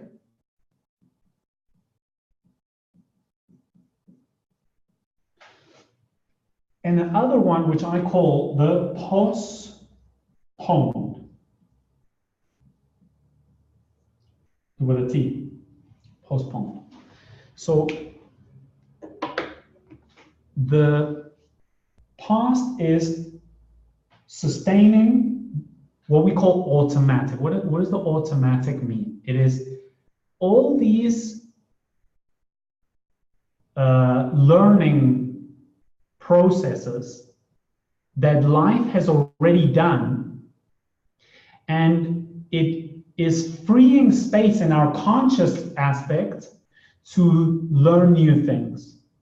Okay, so for example, an automatic biological unconscious of the past would be breathing, for example. Okay, so it is just an automatic area of the biological unconscious, which is containing us to do something with that breathing, you see? So I don't have to be aware of my breathing. It frees that space so I can place my attention into something different, into something new. Okay, so we have, you know, the breathing. We also have, like, for example, when you're learning how to drive a car, at the beginning, you're putting a lot of conscious efforts into it, aren't you? You're putting a lot of attention, conscious efforts, and okay, so the brakes, where it is, and the gears, and what I have to be aware of when I'm driving, the speed limits, and you know, the lights, and okay. But at the beginning, when I'm learning it, I'm very attentive. I'm very absorbing it. But there's a moment that once I have learned that, it becomes an automatic response in us. Well, it becomes unconscious, but it becomes unconscious in a functional way. It's not a dysfunction. See, it's a very functional way. Yeah. Now, the important thing of the automatic is it's not like automatic is something good or bad. It is if it's functional and if it's up to date. That would be the key importance of this level of the biological unconscious. Is the automatic level up to date? Or is it out of date and is it a bit dysfunctional? Okay, that's when it becomes automatism.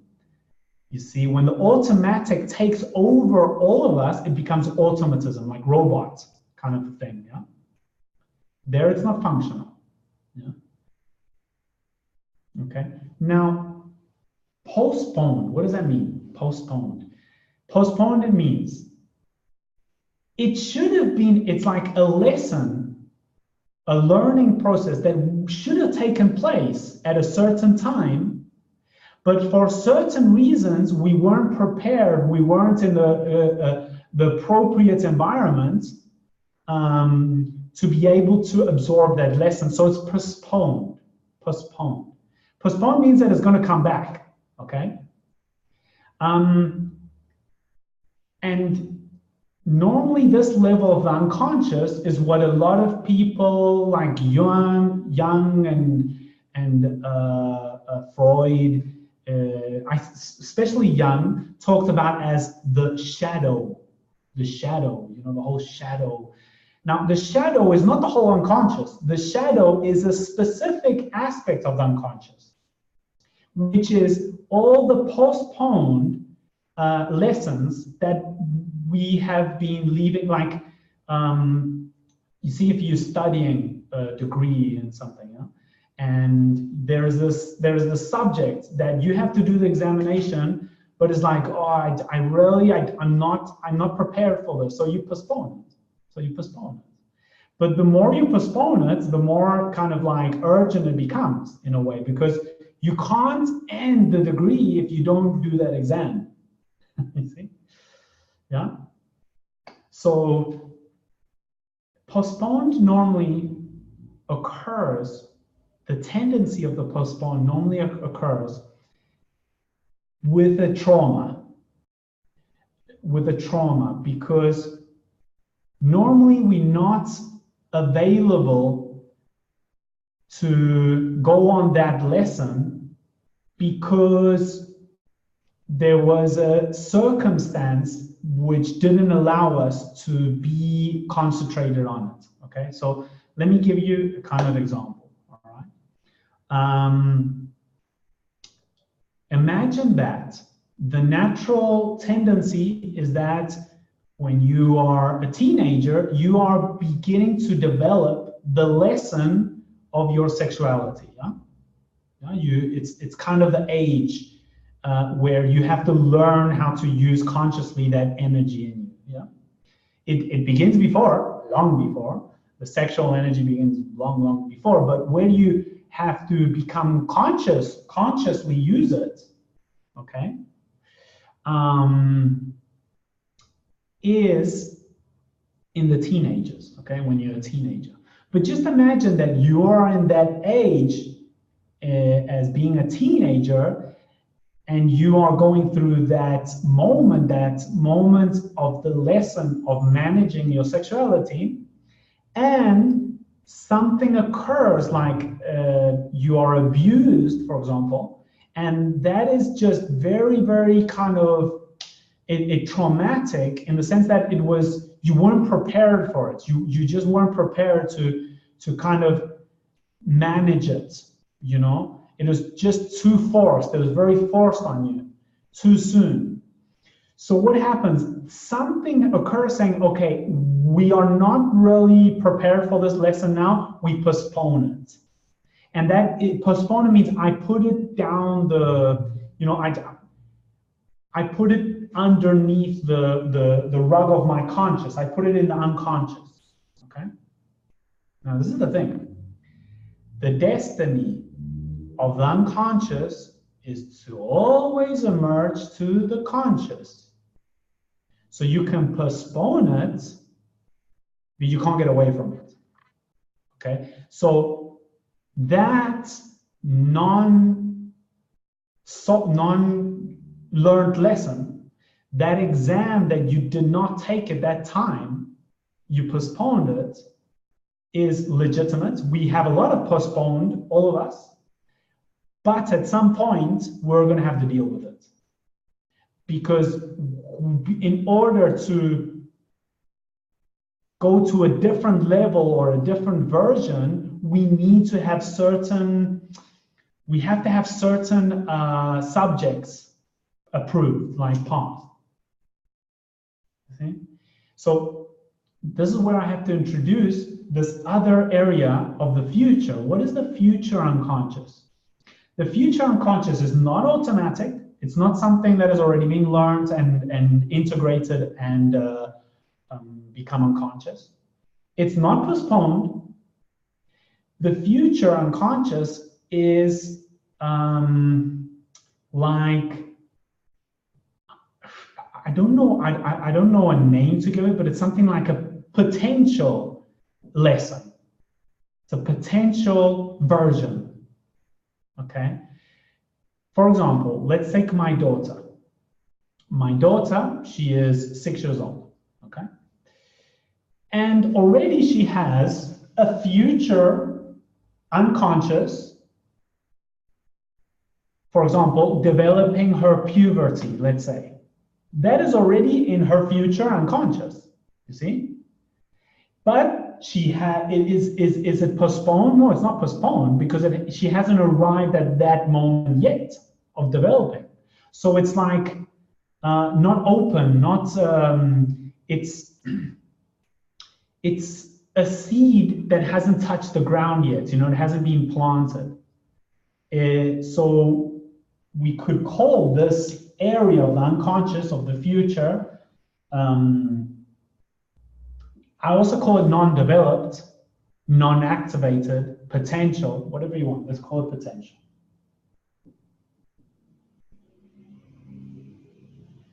Because you see now, the timeless is sustaining our two legs of time. But for this unconscious to become conscious, okay, this is very important. So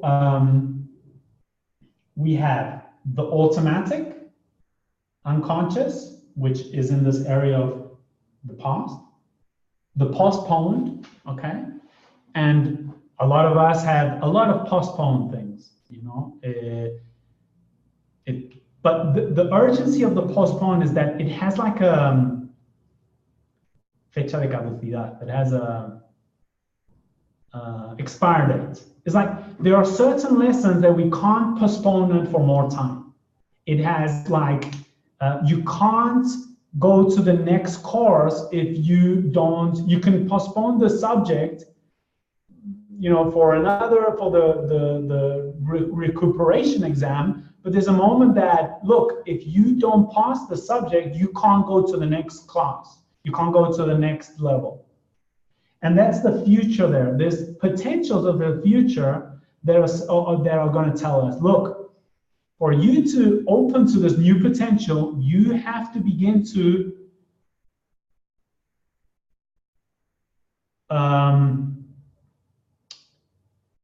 you can't postpone it anymore. And that's where the moment where it just starts to, it is really bubbling up to our conscious.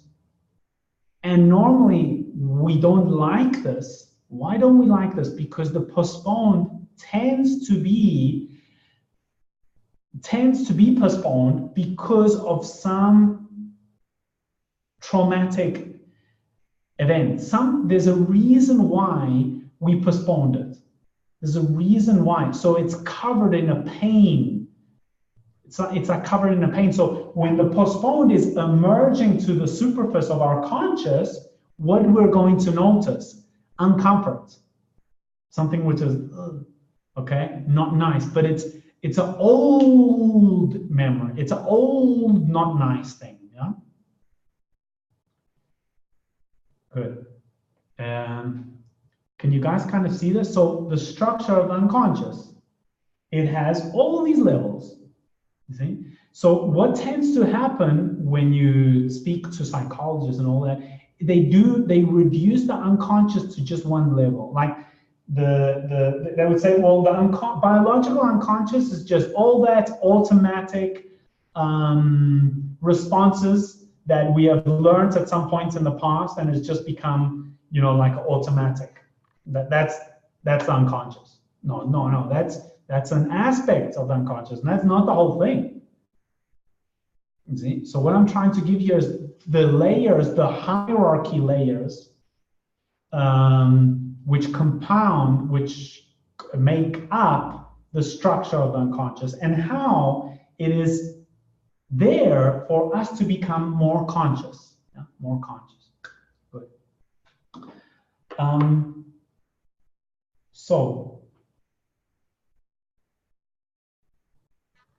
Now there's another thing I have to explain.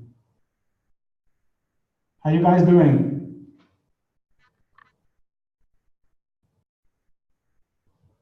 More dead than alive?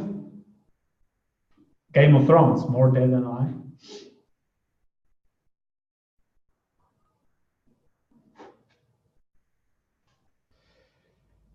So this ties into the, okay, what is Dr. Hammer basically finding out?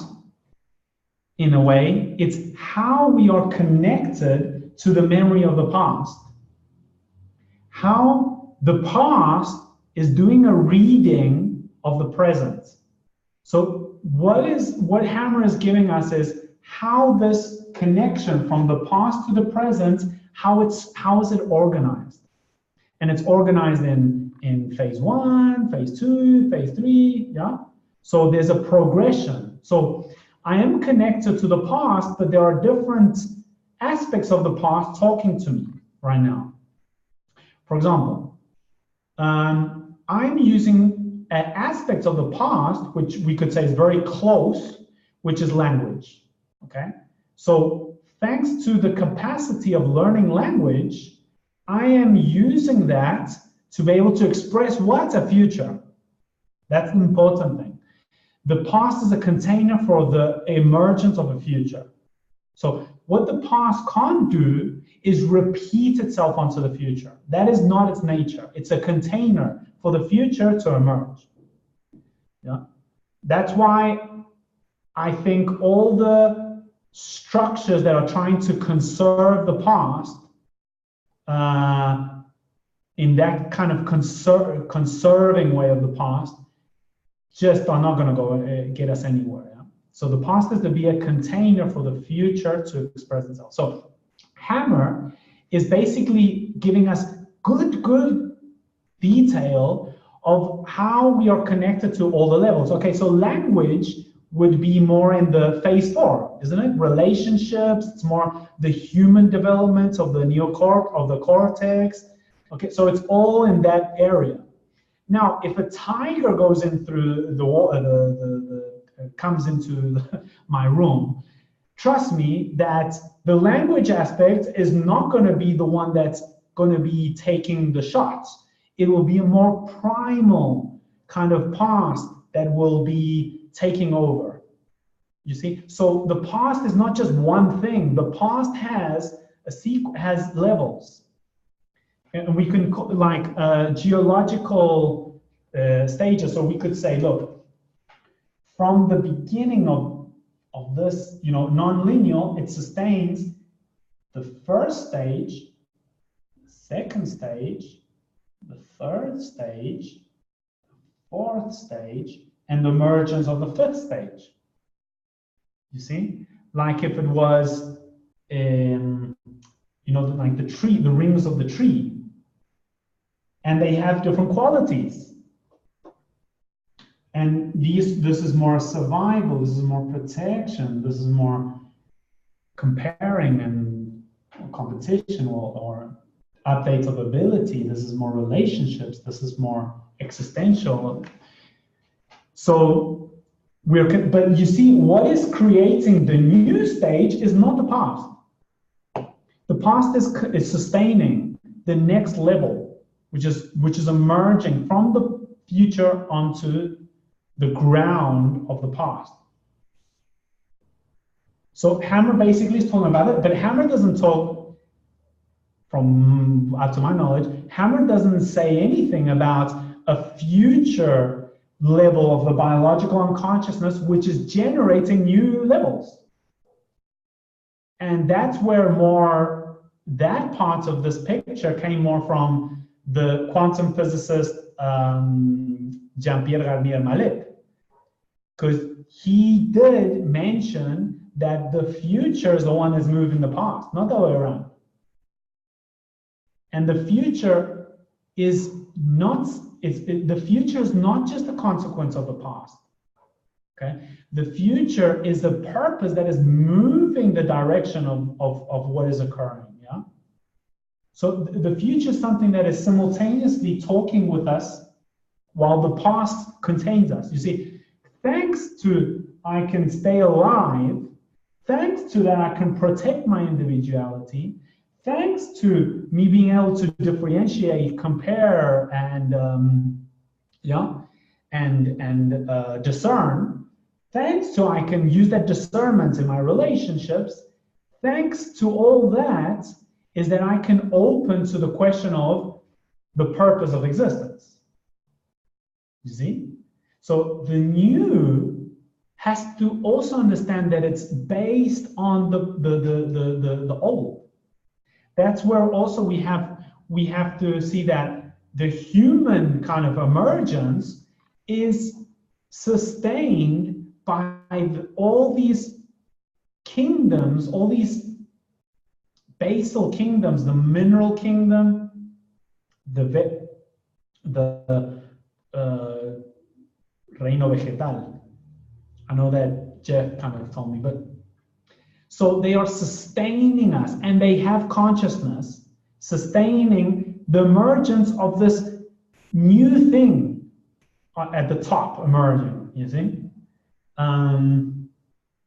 That's why the potential is the new version. The new version is not something that we can compare it with the past because it's a new version. But does that mean that the new version is going to eradicate the past? No. What is the future going to do with the past? It is going to update it, and it's going to all the past that hasn't been, all the postponed stuff, the future is going to say, at one point, the future is going to say, okay, guys, can't postpone this any longer. Can't postpone this any longer. So the future is going to update and lift up the past. All the things that are kept hidden from the past, the future is going to say, okay, no. This has to come up. This has to be seen, this has to be seen, this has to be seen. And then why does it have to be seen? Because it has to be updated. Why does it have to be updated? Because there's a new version coming in this direction. And if this is not prepared on time, this new version is not going to be expansion, it's going to be destruction. Mm-hmm. The plant, that's it, the plant kingdom, good. Can you please spell the name of the scientist? Yeah, Jan, yeah, I'm not sure if it's got two R's. Garnier Mallet.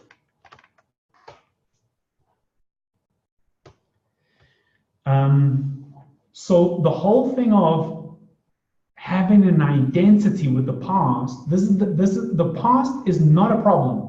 The past is not a problem. The problem is the fixed, crystallized identity we make out of it, because it doesn't allow a renewal. It's like people say, okay, well, Spain. This is Spain and this is to be Spanish. Well, Spain and the Spanish culture are also renewing themselves, aren't they? It's evolving. So you can't say that this is the Spanish identity, because that is the past container, but there's something new being added onto it. So you can't define something only by its past, because that is not true.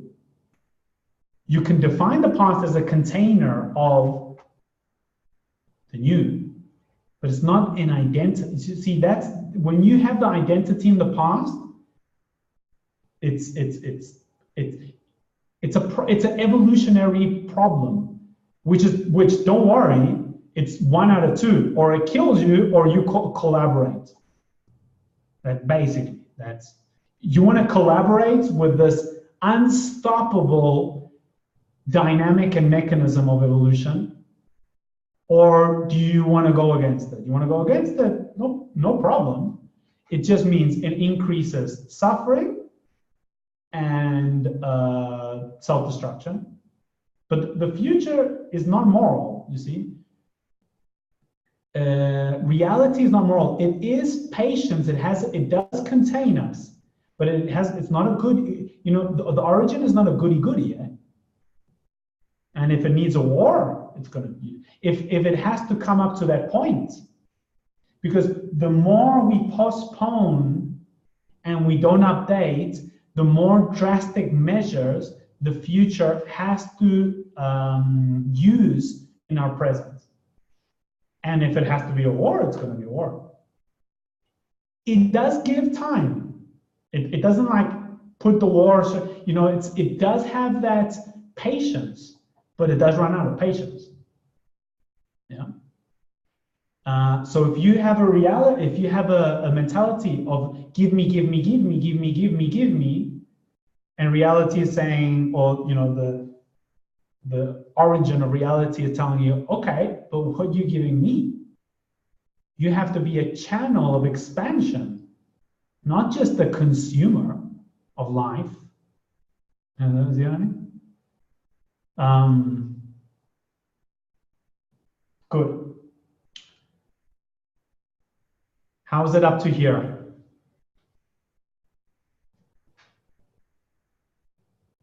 Let me see your demolated phases.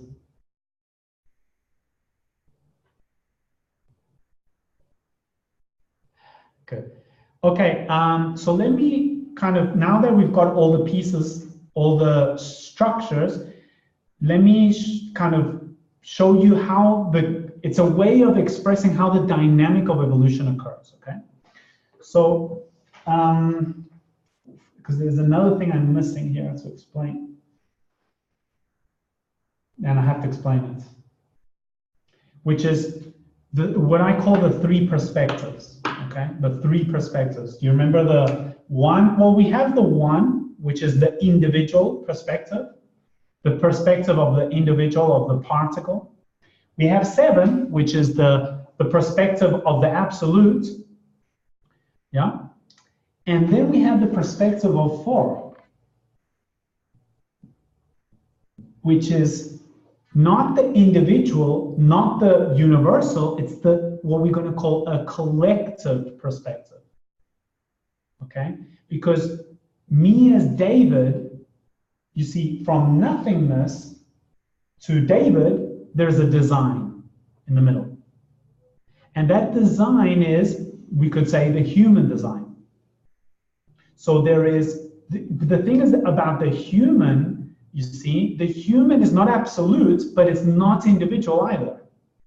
The human is a collective. You see that? So we have the individual expression, we have the absolute, limitless, and then we have, Alejandra calls it the relative expression, which is, you know, like humans and tree, like if I talk about the mineral kingdom, well, that's a design, but it's not one mineral. See, it's a collective thing there, collective perspective. Okay. So, what do we have here? We have, in this unconscious, we have these 3 perspectives going on. We have this at the bottom, this absolute totality perspective. Yeah? Let's now, to be able to explain this, it's going to be better if we place, we don't take it from the, you know, the abstract fractal, and let's begin to explain it in terms of expressed universe. Okay, so let's call now nothingness, and is like, we could say, the emission of the sun, okay? The sun, the earth. The sun, the earth, and the individuals on the earth, okay? Now, you see, from the earth to the individual things on the earth, what do we have? Differentiation. We have different collectives, different designs, you see? We are all Earth, but we are definitely different designs of the same Earth. Okay? So me and Susan, we are two different individuals, but we are sharing the same collective memory, the same collective perspective, the human one. But which is different to the monkeys, let's say. But we are both coming from Earth. You see? So Earth perspective is a global perspective. Earth perspective is a global perspective, and the design perspective is a collective perspective, you see? So it's how that global perspective begins to differentiate different designs, and that gives it different individual portals. And that's why I have a different, me, David, individual, and Susan, individual, we have a different past unconscious. At the level of one, we have a different past unconscious, like things that are automatic for her are maybe not automatic for me. She knows how to drive, maybe I don't know how to drive. So there's an unconscious that is at the level of the individual. That's why we have different unconsciousness. Or postponed. We have different postponed aspects, Susan and I, yeah? Maybe I don't know how to drive and I'm postponing it. So human is model and we are individual designs. Yeah, perfect. Who said that?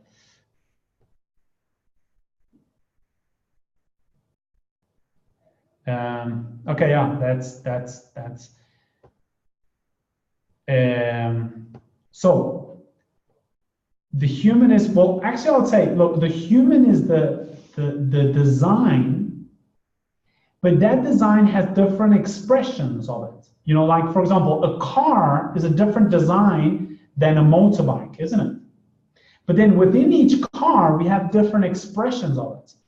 Yeah, so the design and different models of expression. You know, we have race cars and so on and so forth.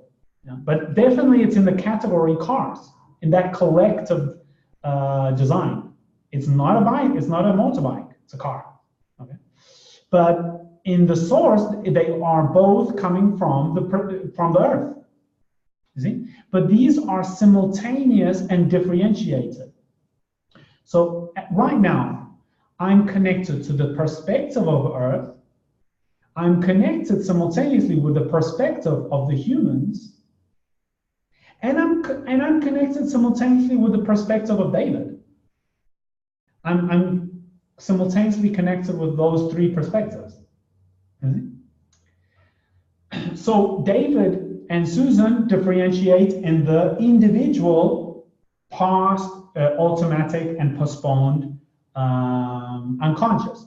But as collective unconscious, we have the same. We inherit the same. You see, we're both humans, so we both probably have the capacity. We have within that collective unconscious the capacity of developing language. That's not because of David. That's because of the human design. Now, but what's important to always see is that all these designs come from something which is the mother matrix of all of them, the mother perspective. I think human is designed with different individual models. Yeah, that probably is more precise. But you got the gist, yeah? You see when they talk about morphogenetic fields, have you heard about that word? Morphogenetic fields. It's like there is this unconscious field that is keeping it, it's an intelligence that is containing a certain species. Have you guys heard of that morphogenetic field? Well, that is 4. What is 4? It is an unconscious of a collective. Yeah. which is containing the expression of its individuals. Now, is a morphogenetic field dissociated between each other? It's like like the birds have got theirs, the trees have got theirs, and us humans have got ours. And let's see who wins. No, they connected. All these collective or morphogenetic fields are connected with this global field called the Earth, which is just receiving. It's just receiving and giving birth to the potentials of the sun. Because what is a tree without sun? And what is a tree without the earth? You see, it's like it's two aspects of the same essence expressed in an individual. So it's like, wow, the thing of this module is that we are touching on so many levels of who we are, you know? So it's kind of overwhelming, at least for me in the explanation. It's like, because it's touching on so many, it's bringing to light so many stuff and giving us a clarity on that it's, you know, the brain is kind of saying, give me a minute here, you know? Now, the morphogenetic field of birds, you see that you know, that thing that makes the birds kind of fly in order and in a shape, and you know, it's like how they alternate in the flock or whatever they call it, like that. Okay, has this automatic aspect to it, but they also have, up to a certain degree, a conscious participation. Not very big, yeah, but they do have it. Like you know these fish, the caradumenes, they call them. This is where we got this, you know, this. We are amazed with nature in this. Like we are amazed because we see, wow, how do they do the synchronicity? How do all the individuals connect and make this beautiful kind of, you know, these fishes can move, like if some fish is going to eat them, they all, in a synchronicity, they move and they come together, and it's like, wow, well, because there is a collective unconscious sustaining them. That's why. Now, the thing, the more conscious participation, the less containment of the unconscious. So like they say, but humans they're not as synchronized as nature. They're not as synchronized. And the thing is that the humans have a higher level of conscious decision. That's why. So it means they have more capacity on making mistakes. It's like when a child, you say, like when a child or it's like at the beginning, they contained by their mother and father. They contain because they haven't developed their conscious maturity enough. So they contain by the mother and the father, and they contain and they contain. But the more they grow and the more conscious development they have, the more what? Autonomy, and the more responsibility, and the more possibility of creating havoc, isn't it? The teenager tends to be able to do some really goofy things because it is in the birth of autonomy with very little, like, and still maturing responsibility. Now, why is the teenagers tend to do more goofy, you know, irreversible kind of situations than children? Because they are maturing more, they are opening more to the autonomy aspect. It's not mommy and daddy making so many decisions anymore. It's like there's a point where you have to leave the house and you have to make your mistakes. Some of those mistakes can be irreversible, but it's the only way of learning. So that's why I don't feel that the humans are more disconnected. It's a complex one, but also there's a reason for that. It's because we are being letting go. you know, kind of like letting go to explore our autonomy, which is going to mean more responsibility.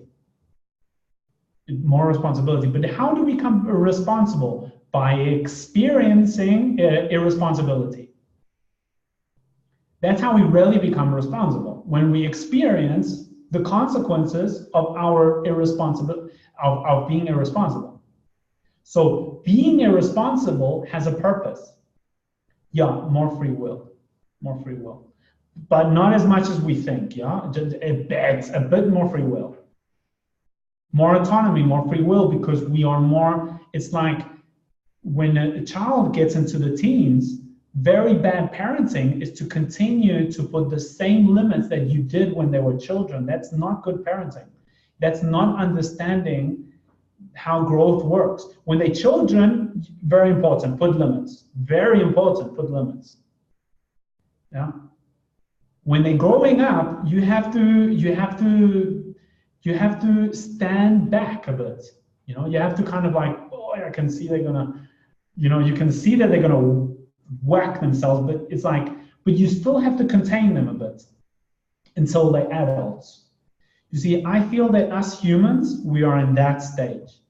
We are not children, you know, perfectly contained and synchronized by the biological unconscious, but we're not adults either.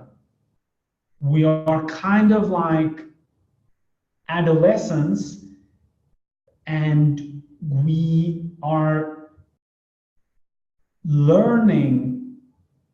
We are being given free will, and we are learning how to use it by misusing it.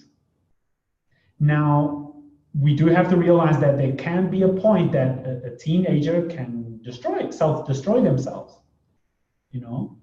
So that possibility is also there.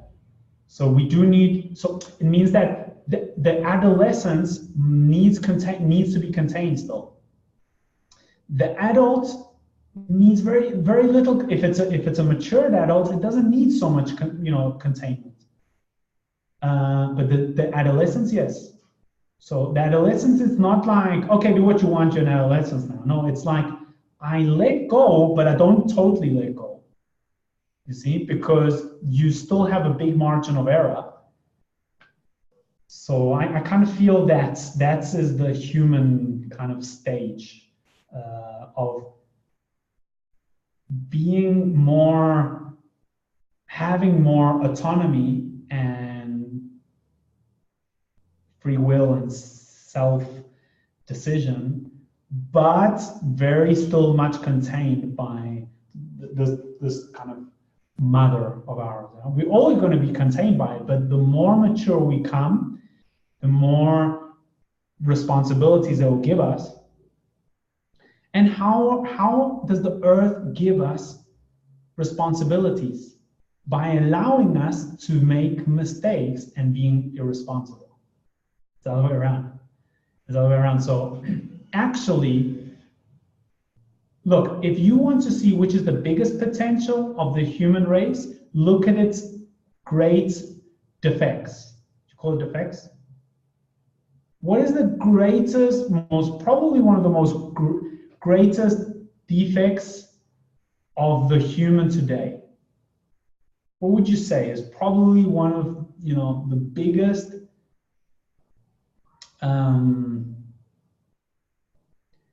defects?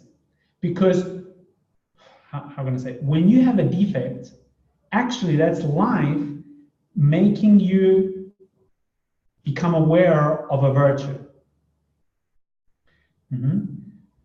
So if I had to see what is probably one of the biggest defects of humans, one of the greatest is the incapacity of reusing its leftovers, like it's rubbish and it's what do you call it? Desechos, the leftovers. Yeah.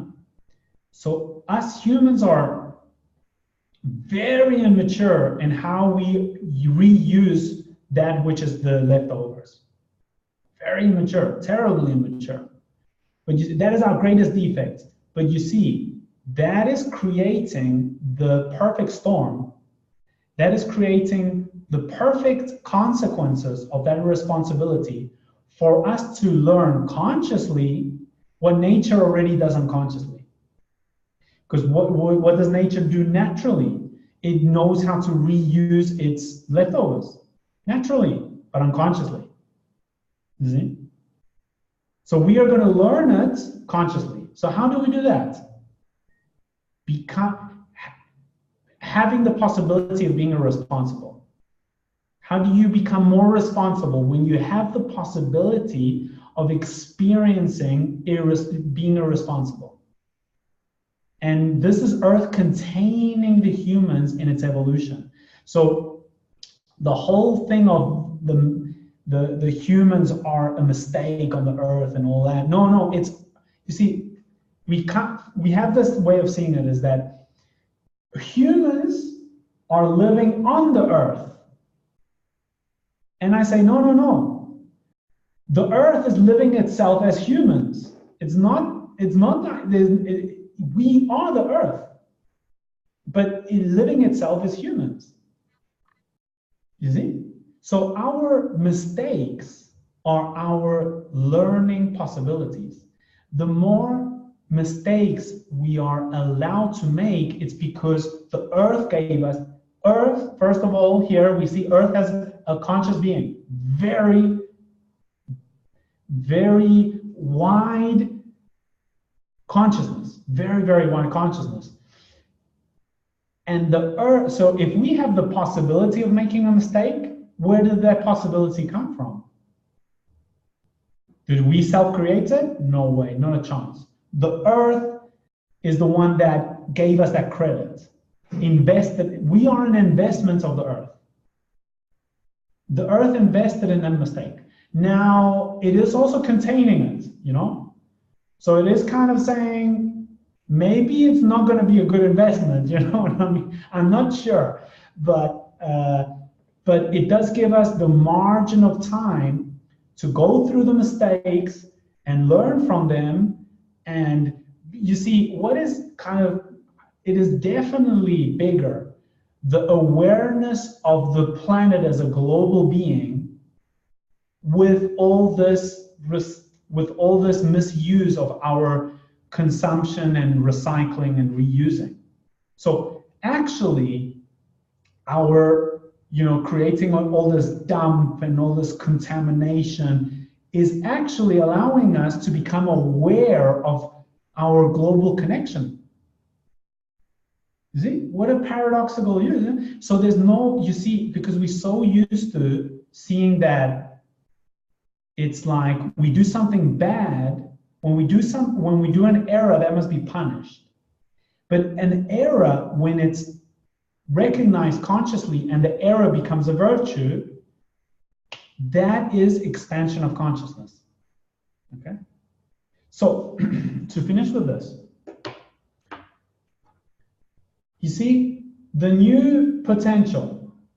So where does a new potential, where is it born? It is born from the perspective of the global, let's call this global consciousness for now, of the Earth, okay? It's not born in any design.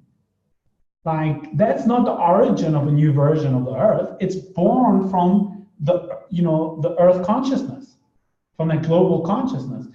From that global consciousness, it touches a certain design, okay? So, for example, a new potential for the global consciousness is to become interconnected. Earth wants to have its pieces interconnect themselves, okay? Interconnect. So then it fabricates a design for that. So first it is activated in the global consciousness of the Earth, and then it is linked to the human design. It is, so we are receiving an investment. We're not the owners of that money, the human design. We are receiving it, and definitely it's not a gift. You know, the earth is not giving gifts. The earth is investing in its expansion of awareness. So it's not a gift. There's no donations here. Okay? If you think it's a donation, if you think that life is a donation, probably you are going to be using life, but you're not going to be generating new versions out of it. You know? That's what happens with donations, doesn't it? People donate, the other side gets used to the donations, and they stop becoming productive. So life is not a donation, it's an investment. Yeah? And that reaches the human future. It touches the human future. And it begins to emerge in each individual. Begins to touch each individual of that design, of the human design. Now, the future is going to say, okay, guys, the future is not going to destroy the past, but it is going to update it. You see? It is going to update it. So what do we have here in the collective unconscious of the humans? What out-of-date software do we have? One very out-of-date software is we are the origin of consciousness. So the earth is going to say, like, we are the creator, we are like this, we are the where consciousness begins kind of thing, you know? And we are in charge of the earth, for example. Or another thing that we have in our past as a collective is that it's about preserving the group. It's about preserving my clan. It's about preserving my specific family. Yeah, but the earth wants to give global consciousness, wants to provide global consciousness to the human. So we can't have those two together, you see that? So what's it going to do? It's going to lift up the errors of that kind of view, that view of what's important is for my family to, my country to win. You see that? That is out of date. The future is saying, no, no, no, no, no.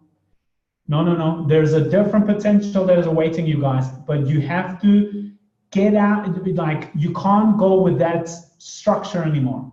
That kind of self-preservation of identity. No, no, no. So how does it show us that? It shows us how that is going to destroy us. So that out of date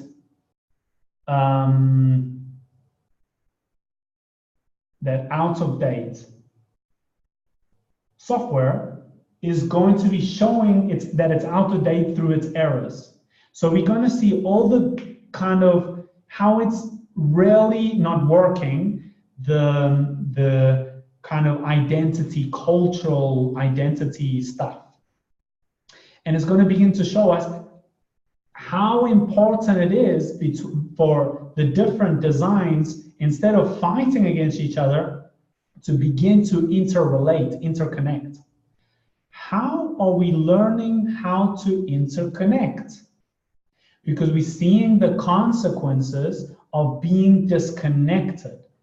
You see, the disconnection is a mechanism to become aware, consciously aware of the need to connect. Will the collective unconscious stop? Will the collective unconscious stop us from the global destruction? I would say not the collective unconscious, the global unconscious will stop us from a collective destruction. Because what's going to be destroyed is the humans. So you see what I mean? The global unconscious, meaning earth consciousness, it's the one that's going to stop us, maybe, or has the possibility of stopping us from collective destruction. Yeah. But it's like, I feel that the earth has invested good money in this investment. There must be a lot of value coming out of it, because why would it invest so much money? You know, why would it invest so much possibility of reproduction, of connecting all the points? Why would it invest that? because it must be seeing something that we can't see. It must be seeing a value that we are seeing. You see that the businesses that grow are the ones that make mistakes normally.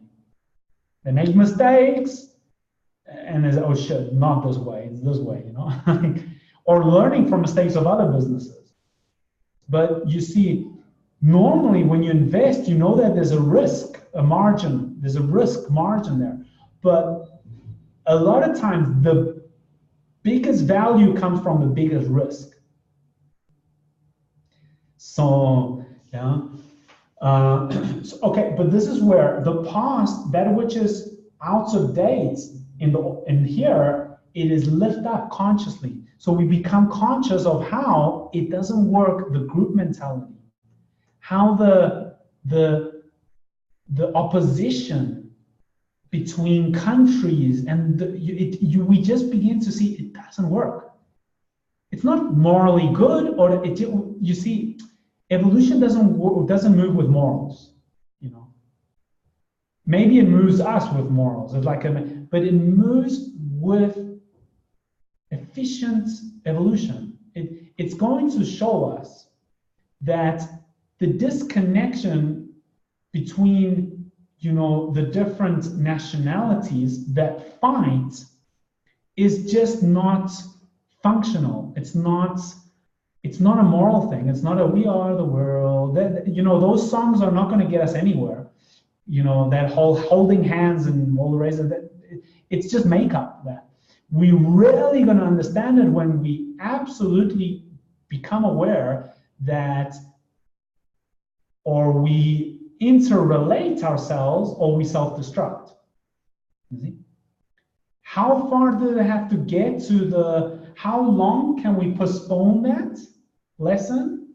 How long can we postpone it? I think we're coming close to the last exam. Close in Earth terms could be thousands of years, yeah? But we definitely I don't feel that we're far away from the last exam, you know, or we flunk and they kick us out of university, you know. University and all the faculties, you see? Yeah, so all the faculties of the university, yeah, of that one version.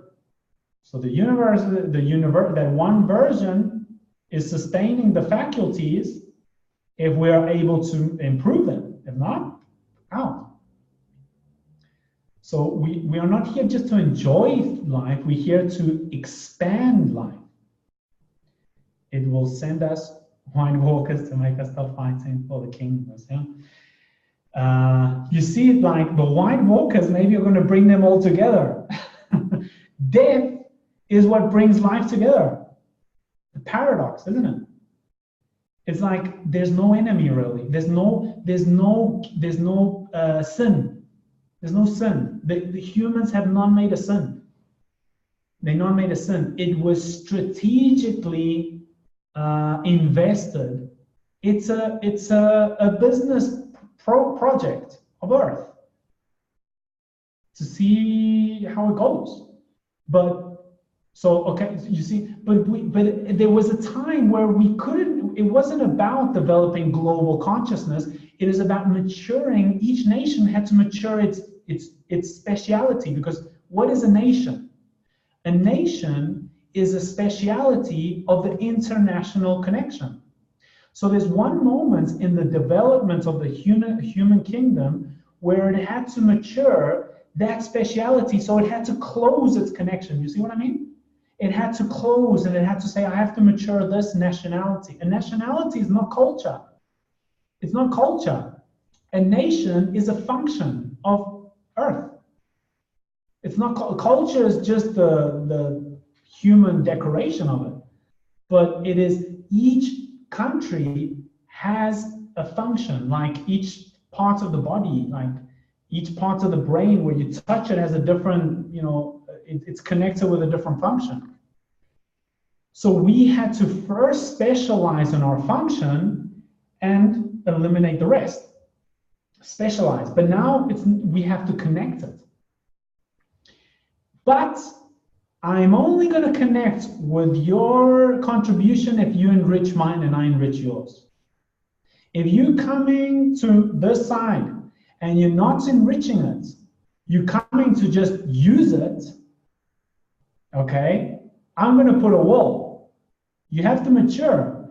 You have to mature because you have something to give. That's why you have to mature. So I'll put a wall, you see? Because it's not about just coming here and free food for all. It's about making a contribution. There I'll take the wall off if you mature in your contribution, you see? So there's something also correct in the conservative way of seeing it. There's something correct. It's like, I'm going to put a limit until you have a maturity of us enriching each other. If you're just coming here and exploiting and just using it, okay, I'm going to put a limit. And then the earth uses a guy called Trump. Look how terrible it sounds. Earth uses a guy called Trump to make that differentiation. Why? For Latin America to mature its potential, has to mature its capacities, not like suck on the tit. You see? And refugees, you see, that's the thing. It's like, you have to see it non-morally, this. If you see it morally, you're going to see it humanly. And if you see it humanly, you can't see it globally. You see, you have to go beyond your moral human perspective.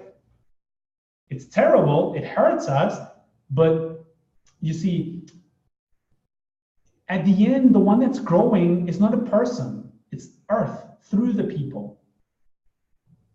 Yeah? So the refugees is like, improve your own capacities. Improve your own capacities. There's no food, there's no that. Why is there no food? Why is there no food? Because you're choosing corrupt governments that are corrupt. And why are they corrupt? Because the people are corrupt. And it's not a nationalistic thing, see? It's not it's about each part has to mature their capacity. When they mature, then they link with the rest. See, but if we see it socially, culturally, politically, if we see it left wing and right wing, and if we're seeing it that way, we are going to choose a side. We're going to say, I don't like this. Okay? Of course, there is an immaturity in Trump. Okay? There's no doubt about it. But I'm saying at the same time, Earth must have chosen. Do you think it's just a human thing? Because that's a disconnection. We think it's humans making decisions. No. Humans are making decisions based on a primordial decision here. Okay. So this is the thing. So we consciously lift up this updated past.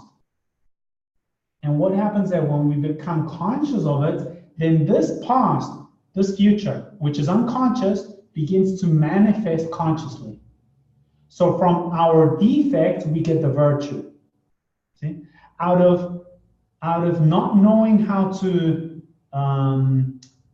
connect between each other, we're learning how to connect. If we don't know how to interconnect, the actual experience of me not knowing how to connect with you is what's allowing me to learn how to connect. So as humans, we're disconnected between each other, meaning we have a possibility of learning how to interconnect each other. So Earth says, great, my investment worked well because I've generated a species in an individual level which can interconnect.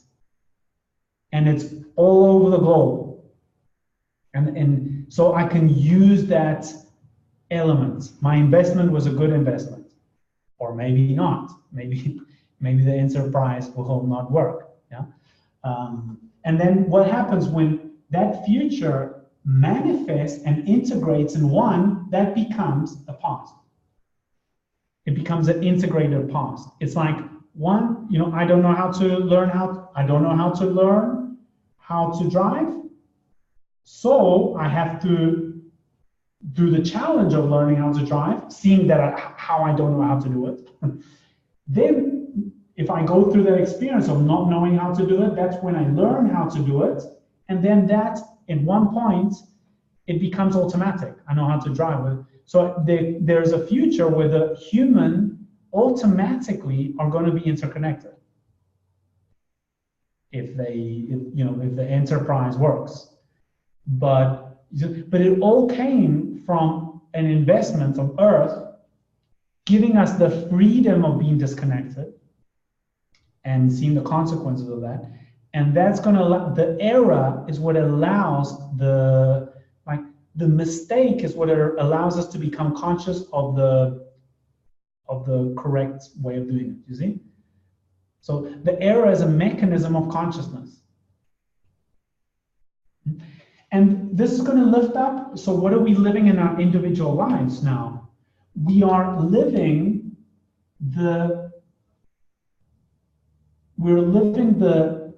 I call it the death of the gods.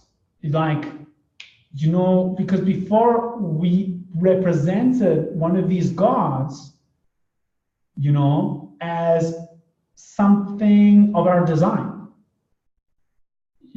as something of our design. So the idols were, these people, the idols, the gods were Elvis Presley, the artists and the presidents and the great representatives of our species. They are the gods. Well, those gods are falling, and we're beginning to see that actually the real nurturer is not any human, it's the earth. But first we have to die in our God view of things, like the human as the God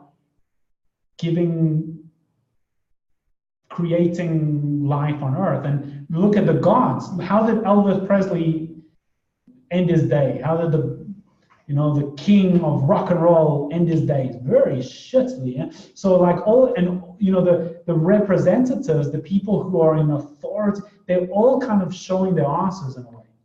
Because it's just telling us the only real governor is earth. And that's where we have to put up. These are just bridges between, these are just mechanisms that the earth is using. So, the whole leader, idols, the whole idol thing is collapsing because the idea of idols comes from a distortion. And the idol comes from a distortion because it's like putting a category of absolute to something which is not absolute. So all those false gods are, we're learning about Michael Jackson, the icon of pop, and all this stuff is coming out of that great icon. Bob Marley hit his wife.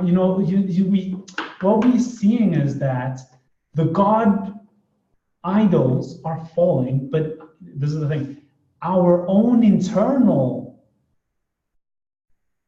god idol is also, we are becoming, it's like that is dying. That idea of confusing 4 with 7, confusing the human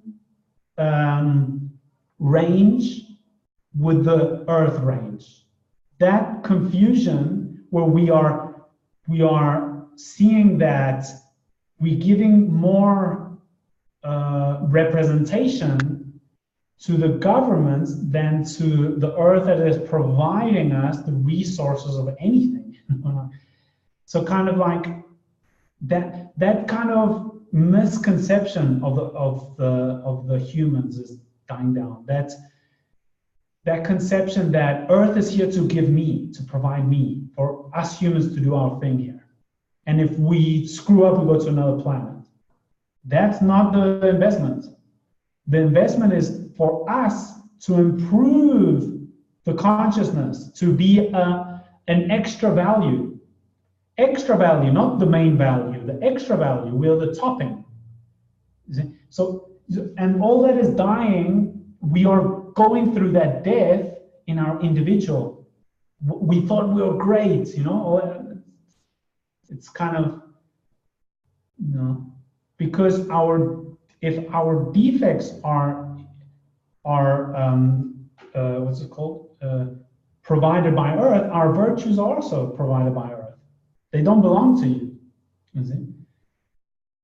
So this is how all this is connecting together in each of our individual experiences. So in each of my individual experiences, I'm an individual which has a conscious, which has an unconscious, which is connected to a past and which is connected to a future.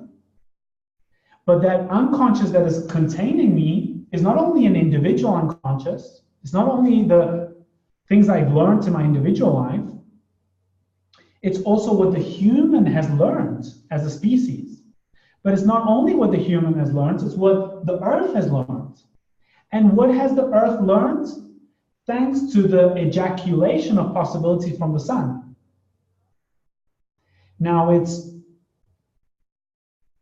they are all, it is a self-organization that nothingness is done of its own nature. So it all belongs to the same essence at the end. The whiteboard, remember the whiteboard?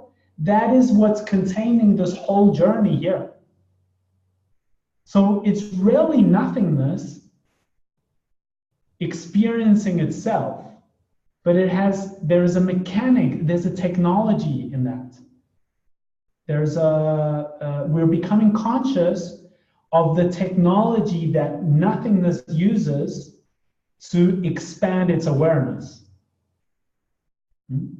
And it has this dynamic of evolving reality, space-time, and that dynamic is to transcend and include, you know, to higher and to wider levels, but also respecting the base.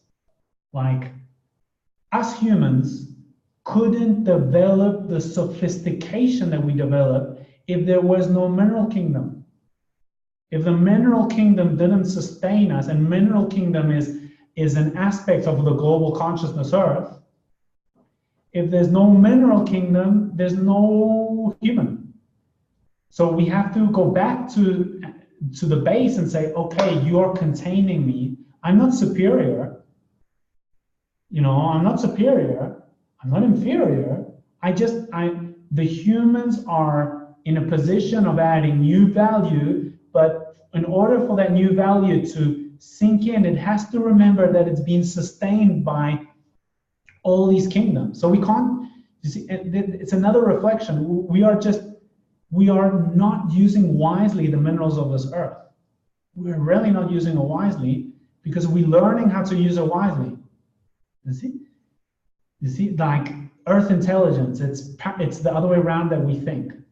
It's through the error we learn the lesson.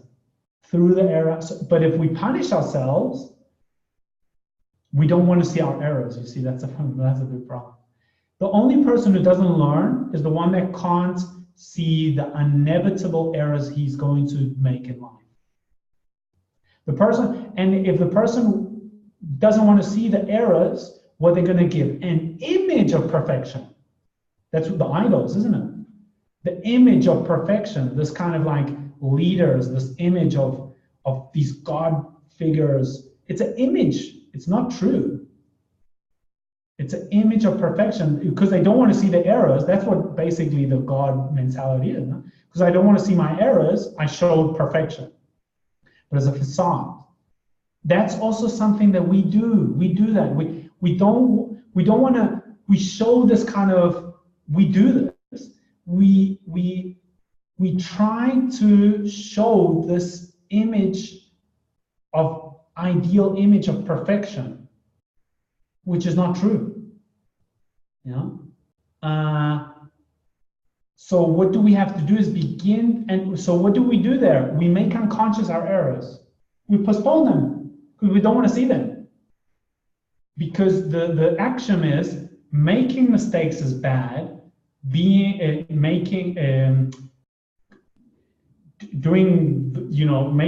a correct is good.